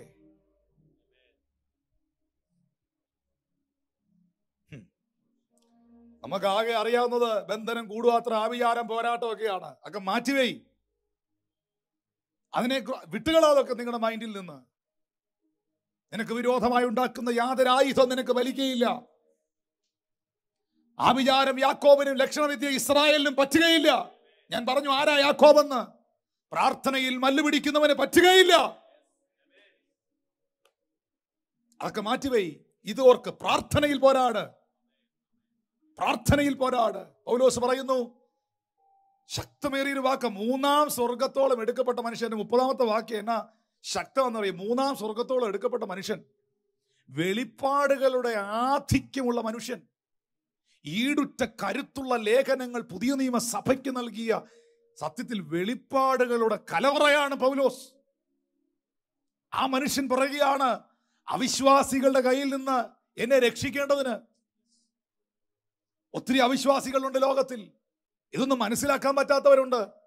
അവരുടെ കയ്യിൽ നിന്ന് ഞാൻ രക്ഷിക്കേണ്ടതിന് നിങ്ങൾ പ്രാർത്ഥനയിൽ എനിക്ക് വേണ്ടി പോരാടണം. കാരണം ഈ ദൈവത്തിന്റെ അഭിഷിക്തന്മാർക്ക് വേണ്ടി പ്രാർത്ഥിക്കണമെന്ന് പറഞ്ഞ് എന്നാന്നറിയാവോ? ദാവീദ് കരടിയുടെ വായിൽ നിന്ന് ആടിനെ വലിച്ചെടുക്കുമ്പോൾ, സിംഹത്തിന്റെ വായിൽ നിന്ന് ആടിനെ വലിച്ചെടുക്കുമ്പോൾ, ഈ കരടി സിംഹവും പിന്നീട് തിരിഞ്ഞു വന്നത് ആടിന്റെ നേരെയല്ല, ദാവീദിന്റെ നേരെയാണ്. അനേകർക്ക് വേണ്ടി ഇടിവിൽ നിന്ന് പ്രാർത്ഥിക്കുന്ന, അനേകരുടെ രക്ഷയ്ക്കായി ഇടിവിൽ നിന്ന് പ്രസംഗിക്കുന്ന, പ്രാർത്ഥിക്കുന്ന, പ്രവർത്തിക്കുന്ന ദൈവത്തിന്റെ ദാസന്മാർക്കായി പ്രാർത്ഥിക്കുക. നിങ്ങളുടെ സഭയിലെ പാസ്റ്ററിന് വേണ്ടി മാത്രമല്ല, എൽഷദായിലുള്ളവരോട് ഞാൻ പറയുന്നു, ടിനുപ്പാസിന് വേണ്ടി മാത്രമല്ല എനിക്ക് വേണ്ടി പ്രാർത്ഥിക്കണം. അത് മാത്രമേ ഞാൻ ചോദിക്കുന്നുള്ളൂ. എനിക്കതേ ആവശ്യമുള്ളൂ. പക്ഷെ എനിക്ക് വേണ്ടി മാത്രമല്ല, എല്ലാ ദൈവത്തിന്റെ ഭൃത്യന്മാർക്ക് വേണ്ടിയും ദൈവവേലയിൽ അധ്വാനിക്കുന്നവർക്ക് വേണ്ടിയും നിങ്ങൾ ഇടിവിൽ നിന്ന് പ്രാർത്ഥിക്കണം. 2 കൊരിന്ത്യർ 1:8 മുതലുള്ള വാക്യങ്ങൾ എഴുതിയിരിക്കുന്നു. സഹോദരന്മാരെ, ആസിയയിൽ ഞങ്ങൾക്കുണ്ടായ കഷ്ടം അറിയാതിരിക്കിയാൽ ഞങ്ങൾക്ക് മനസ്സില്ല. ഞങ്ങൾ ജീവനോടെ ഇരിക്കുമോ, ഞങ്ങൾ ജീവനോടെ ഇരിക്കുമോ എന്ന് നിരാശ തോന്നുമാറ് ഞങ്ങൾ ശക്തിക്ക് മീതെ അത്യന്തം ഭാരപ്പെട്ടു. ഞങ്ങളുടെ ശുശ്രൂഷയുടെ എതിർത്ത് നിന്നൊരു പൈശാചിക മണ്ഡലം, മറ്റൊരു പവർ.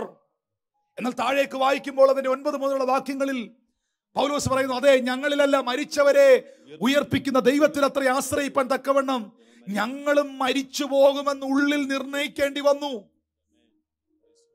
10ാമത്തെ വാക്യത്തിൽ എഴുതിയിരിക്കുകയാണ്, ഇത്ര ഭയങ്കരമായ മരണത്തിൽ നിന്ന് ദൈവം ഞങ്ങളെ വിടുവിക്കുകയും ചെയ്യും. അവൻ മേലാലും വിടുവിക്കുമെന്ന് ഞങ്ങൾ അവനിൽ ആശ വച്ചിരിക്കുന്നു. 11ാമത്തെ വാക്യത്തിൽ എഴുതിയിരിക്കുന്നു, അതിന് നിങ്ങളും ഞങ്ങൾക്ക് വേണ്ടിയുള്ള പ്രാർത്ഥനയിൽ തുണയ്ക്കുന്നുണ്ടല്ലോ. അങ്ങനെ പലർ മുഖാന്തരം ഞങ്ങൾക്ക് കിട്ടിയ കൃപയ്ക്ക് വേണ്ടി പലരാലും ഞങ്ങൾ നിമിത്ത സ്തോത്രമുണ്ടാകാൻ ഇടവരും. സഭയുടെ പാസ്റ്റർ പറയുകയാണ്, അപ്പോസ്തലൻ പറയുകയാണ് 11ാമത്തെ വാക്യത്തിൽ, നിങ്ങൾ ഞങ്ങൾക്ക് വേണ്ടി പ്രാർത്ഥനയിൽ തുണനിന്നു, നിങ്ങൾ ഞങ്ങൾക്ക് വേണ്ടി പ്രാർത്ഥനയിൽ തുണച്ചു. Hallelujah, hallelujah. ആ പ്രാർത്ഥനയുടെ പിന്തുണ ഇന്ന് ഈ സർവീസിൽ ഞാൻ നിൽക്കുമ്പോൾ, സഹോദരങ്ങളെ, എനിക്കത് വേണം, സഭയ്ക്കത് വേണം. നിങ്ങളുടെ കുടുംബ പ്രാർത്ഥനയിൽ ഞങ്ങളെ ഓർക്കണം, നിങ്ങളുടെ വ്യക്തിപരമായ പ്രാർത്ഥനയിൽ ഞങ്ങളെ ഓർക്കണം. നിങ്ങൾക്ക് മറ്റൊന്നും നൽകി തുണയ്ക്കുവാൻ കഴിഞ്ഞില്ലെങ്കിലും പ്രാർത്ഥനയിൽ ഞങ്ങൾക്ക് തുണ നിൽക്കണം, പ്രാർത്ഥനയിൽ സപ്പോർട്ട് ചെയ്യണം. Hallelujah, hallelujah.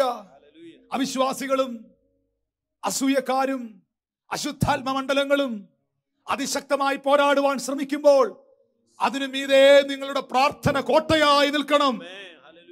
പ്രാർത്ഥനയുടെ ശക്തി വെളിപ്പെടണം. പ്രാർത്ഥിക്കേണ്ടവർ ഉറങ്ങരുത്, പ്രാർത്ഥിക്കേണ്ടവർ പ്രാർത്ഥിക്കാതിരിക്കരുത്.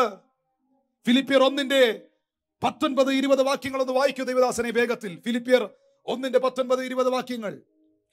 നിങ്ങളുടെ പ്രാർത്ഥനയാലും യേശുക്രിസ്തുവിന്റെ ആത്മാവിന്റെ സഹായത്താലും അത് എനിക്ക് രക്ഷാകാരണമായി തീരുമെന്ന് ഞാൻ അറിയുന്നു. പൗലോസ് പറയുന്നു, നിങ്ങളുടെ എല്ലാ ലേഖനങ്ങളിലും തനിക്ക് വേണ്ടി പ്രാർത്ഥിച്ചവരോട് താൻ നന്ദി പറയുകയാണ്. നിങ്ങളുടെ പ്രാർത്ഥനയാലും യേശുക്രിസ്തുവിന്റെ ആത്മാവിന്റെ സഹായത്താലും പ്രാർത്ഥിക്കണോ? ദൈവദാസന്മാർക്ക് വേണ്ടി പ്രാർത്ഥിക്കണോ? ഹല്ലേലൂയ. കൊലോസ്യർ 4:2, 3, 4 വാക്യങ്ങളിൽ പൗലോസ് പറയുന്നു,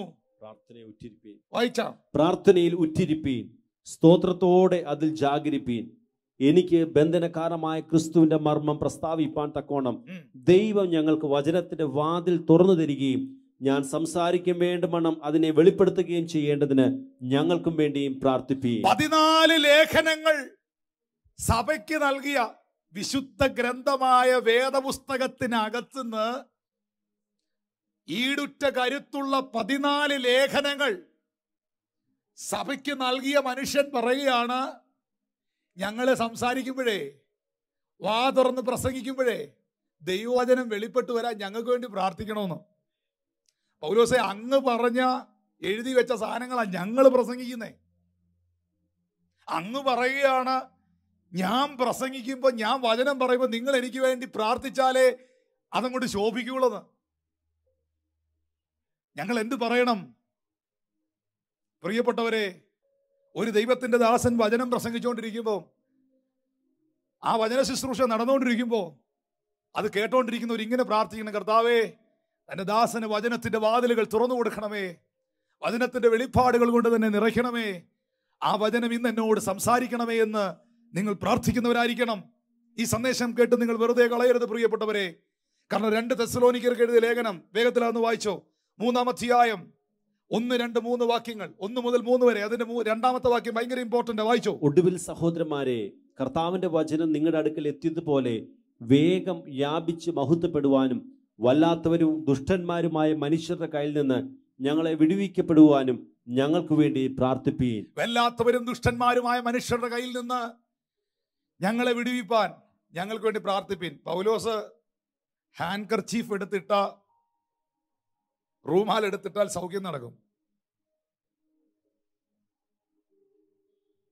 അണലി കൈ ചുറ്റി കുടഞ്ഞ് തീ കളഞ്ഞു. പുബ്ലിയോസിന്റെ അതിസാരം തൊട്ട് സൗഖ്യമാക്കി. മരിച്ചുപോയ യൂത്തിക്കോസിനെ ഉയർപ്പിച്ചു. ഈ മനുഷ്യൻ, ഈ പാസ്റ്റർ, അദ്ദേഹം പാസ്റ്ററാ കേട്ടോ, സഭയോട് പറയുകയാണേ, വല്ലാത്തവരും ദുഷ്ടന്മാരുമായ മനുഷ്യരുടെ കയ്യിൽ നിന്ന് ഞങ്ങൾ വിടുവിക്കപ്പെടാൻ ഞങ്ങൾക്ക് വേണ്ടി പ്രാർത്ഥിക്കണമെന്ന്. വിശ്വാസം എല്ലാവർക്കും ഇല്ലല്ലോ എന്ന്. മരിച്ച ആളെ ഉയർപ്പിച്ച മനുഷ്യൻ പറയുക, 3-ാം സ്വർഗത്തോളം എടുക്കപ്പെട്ട മനുഷ്യൻ പറയുക, ഞങ്ങൾക്ക് വേണ്ടി പ്രാർത്ഥിക്കണമെന്ന്. നിസ്സാരമായി കാണരുത്. നമ്മുടെ ചിന്തയിൽ ഞാനൊരു കാര്യം ഈ സന്ദേശത്തിൽ പറയട്ടെ. ഈ പൗലോസ് അപ്പോസ്തലൻ, അദ്ദേഹം ഒരു പാസ്റ്ററാണ്, അപ്പോസ്തലനാണ്. അഗ്രിപ്പ രാജാവിന്റെ മുൻപിൽ തന്നെ വിസ്തരിച്ചു, തന്നെ വിധിച്ചു, തന്നെ റോമിലേക്ക് കപ്പൽ കയറ്റി അയച്ചു. എന്നിട്ട് താൻ ആ കപ്പലിൽ പോകുമ്പം ഒന്നാമത് പുള്ളിയെ ജയിലിൽ ഇടാൻ തീരുമാനിച്ചു. ജയിലിൽ ഇടാൻ പോവാ. രണ്ടാമതായിട്ട് പുള്ളി ആ കപ്പലിൽ കയറുമ്പോൾ ആ കപ്പൽ അപകടത്തിൽപ്പെട്ടു. അത് കഴിഞ്ഞ് പുള്ളി മാൾട്ടാ ദ്വീപിലെത്തി.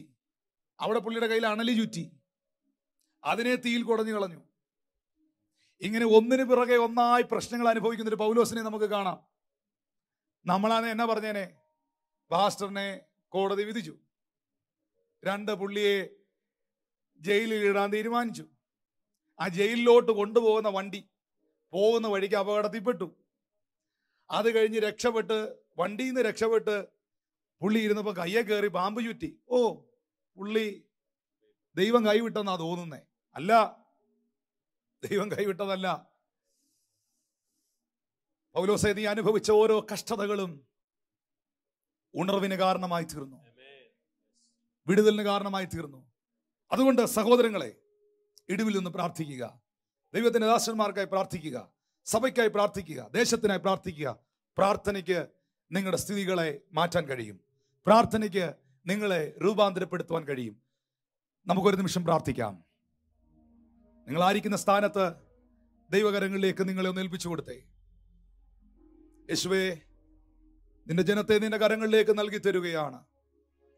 നിന്റെ സാന്നിധ്യത്തിൽ അവരെ നിലനിർത്തണമേ. കർത്താവിന്റെ ദാസന്മാർ ഒന്ന് സ്റ്റേജിലേക്ക് വരുമോ?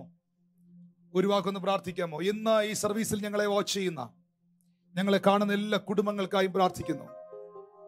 എബ്ബേസിന്റെ പ്രാർത്ഥന അവന്റെ അതിരുകളെ വിശാലമാക്കി, അത്ഭുത പ്രവർത്തികൾ അവന്റെ ജീവിതത്തിൽ കൊണ്ടുവന്നു. അവന്റെ സഹോദരങ്ങളെക്കാൾ അധികം അവനെ മാന്യനാക്കി മാറ്റി.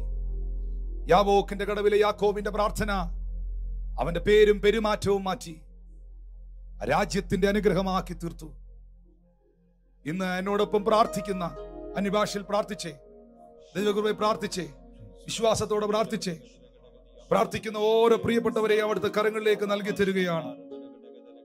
ഓ, താങ്ക് യു ലോർഡ് ജീസസ്. അത്ഭുത സൗഖ്യങ്ങൾ അവരിൽ ഉണ്ടാകട്ടെ കർത്താവേ. അത്ഭുത സൗഖ്യങ്ങൾ അവരിൽ ഉണ്ടാകട്ടെ, ഹീലിംഗുകൾ ഉണ്ടാകട്ടെ.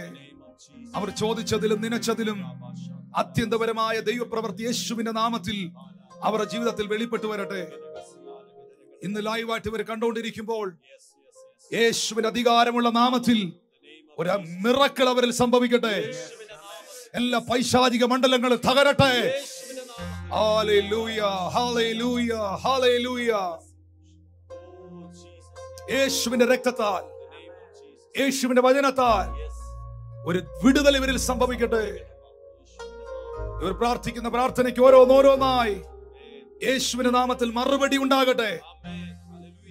ക്രിസ്തുപാസ് ഒന്ന് മുൻപിലേക്ക് ഒരു വാക്കൊന്ന് പ്രാർത്ഥിച്ചേ, ഒരു വാക്കൊന്ന് പ്രാർത്ഥിച്ചേ. ഞങ്ങൾ നിങ്ങൾക്ക് വേണ്ടി പ്രാർത്ഥിക്കാൻ ആരംഭിക്കുകയാണ്. കർത്താവെ, നന്ദിയോടെ സ്തുതിക്കുന്ന സ്തോത്രം ചെയ്യുന്നു. കർത്താവെ, പലപ്പോഴും ഞങ്ങൾ ഇടിവിൽ നിന്ന് പ്രാർത്ഥിക്കുന്നതിൽ കർത്താവെ, പലപ്പോഴും കർത്താവെ, അങ്ങ് ആഗ്രഹിച്ച നിലവാരത്തിൽ പ്രാർത്ഥിക്കുവാൻ ഞങ്ങൾക്ക് കഴിഞ്ഞിട്ടില്ല. കർത്താവെ, ഞങ്ങളുടെ കുറവുകളെ സമ്മതിക്കുന്നപ്പാ. കർത്താവെ, ഇന്ന് പകൽക്കാലം കർത്താവെ, ഈ ദിവസങ്ങളിൽ ഞങ്ങൾ ഇടിവിൽ നിന്ന് പ്രാർത്ഥിക്കുന്നവരായി തീരുവാൻ കർത്താവെ, ദേശത്തിന് വേണ്ടി കർത്താവെ, സഭയ്ക്ക് വേണ്ടി, കുടുംബങ്ങൾക്ക് വേണ്ടി കർത്താവെ, ദേവദാസന്മാർക്ക് വേണ്ടി കർത്താവെ, അനേകർക്ക് വേണ്ടി, കഷ്ടം അനുഭവിക്കുന്നവർക്ക് വേണ്ടി കർത്താവെ, പ്രതികൂലത്തിൽ ഇരിക്കുന്നവർക്ക് വേണ്ടി കർത്താവെ, ഇന്ന് പകൽക്കാലം ഞങ്ങൾ ഒരുമിച്ച് ഇടിവിൽ നിന്ന് പ്രാർത്ഥിക്കുകയാണ്. കർത്താവെ, അപ്പോൾ ദേശം വിടുവിക്കപ്പെടട്ടെ, കുടുംബങ്ങൾ വിടുവിക്കപ്പെടട്ടെ. കർത്താവിനെ അറിയാത്ത അനേകർ ഈ നാളുകളിൽ എൻ്റെ കർത്താവിനെ അറിയട്ടെ, അനേകർ രക്ഷയുടെ അനുഭവത്തിലേക്ക് കടന്നു വരട്ടെ. കർത്താവെ, പ്രതികൂലങ്ങളും പ്രശ്നങ്ങളും പ്രയാസങ്ങളും അനുഭവിക്കുന്ന അനേകം അഭിഷിക്തന്മാർ, അനേകം ദേവദാസന്മാരുണ്ടല്ലോ, അവർക്ക് വേണ്ടി ഞങ്ങൾ പ്രാർത്ഥിക്കുന്ന കർത്താവേ, അവർ വിടുവിക്കപ്പെടട്ടെ. കർത്താവേ, രോഗികൾക്ക് വേണ്ടി ഞങ്ങൾ പ്രാർത്ഥിക്കുന്ന കർത്താവേ, അവിടുത്തെ അത്ഭുത സൗഖ്യം വ്യാപരിക്കട്ടെ. കടബാധ്യതയിൽ ഇരിക്കുന്നവർക്ക് വേണ്ടി പ്രാർത്ഥിക്കുന്നു കർത്താവേ, ജോലി നഷ്ടപ്പെട്ടവർക്ക് വേണ്ടി പ്രാർത്ഥിക്കുന്നു. അപ്പോൾ പ്രയാസങ്ങളും പ്രതികൂലങ്ങളും അനുഭവിക്കുന്നവർക്ക് വേണ്ടി ഞങ്ങൾ പ്രാർത്ഥിക്കുന്നു.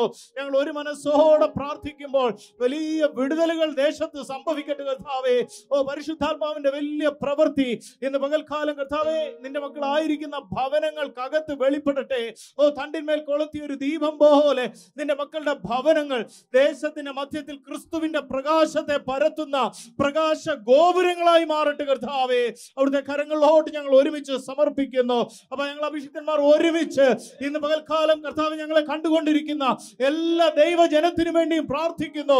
നിന്റെ മക്കൾ പ്രാർത്ഥിക്കുന്ന വിഷയങ്ങൾക്കകത്ത് അത്ഭുതങ്ങൾ സംഭവിക്കട്ടെ, അടയാളങ്ങൾ സംഭവിക്കട്ടെ, വീര്യപ്രവൃത്തികൾ സംഭവിക്കട്ടെ. ദൈവത്തിന്റെ കരം ഇന്ന് പകൽക്കാലം ചലിക്കട്ടെ. ഞങ്ങൾ ഒരു മനസ്സോടെ പ്രാർത്ഥിക്കുന്നു യേശുവിൻ നാമത്തിൽ തന്നെ. ആമേൻ.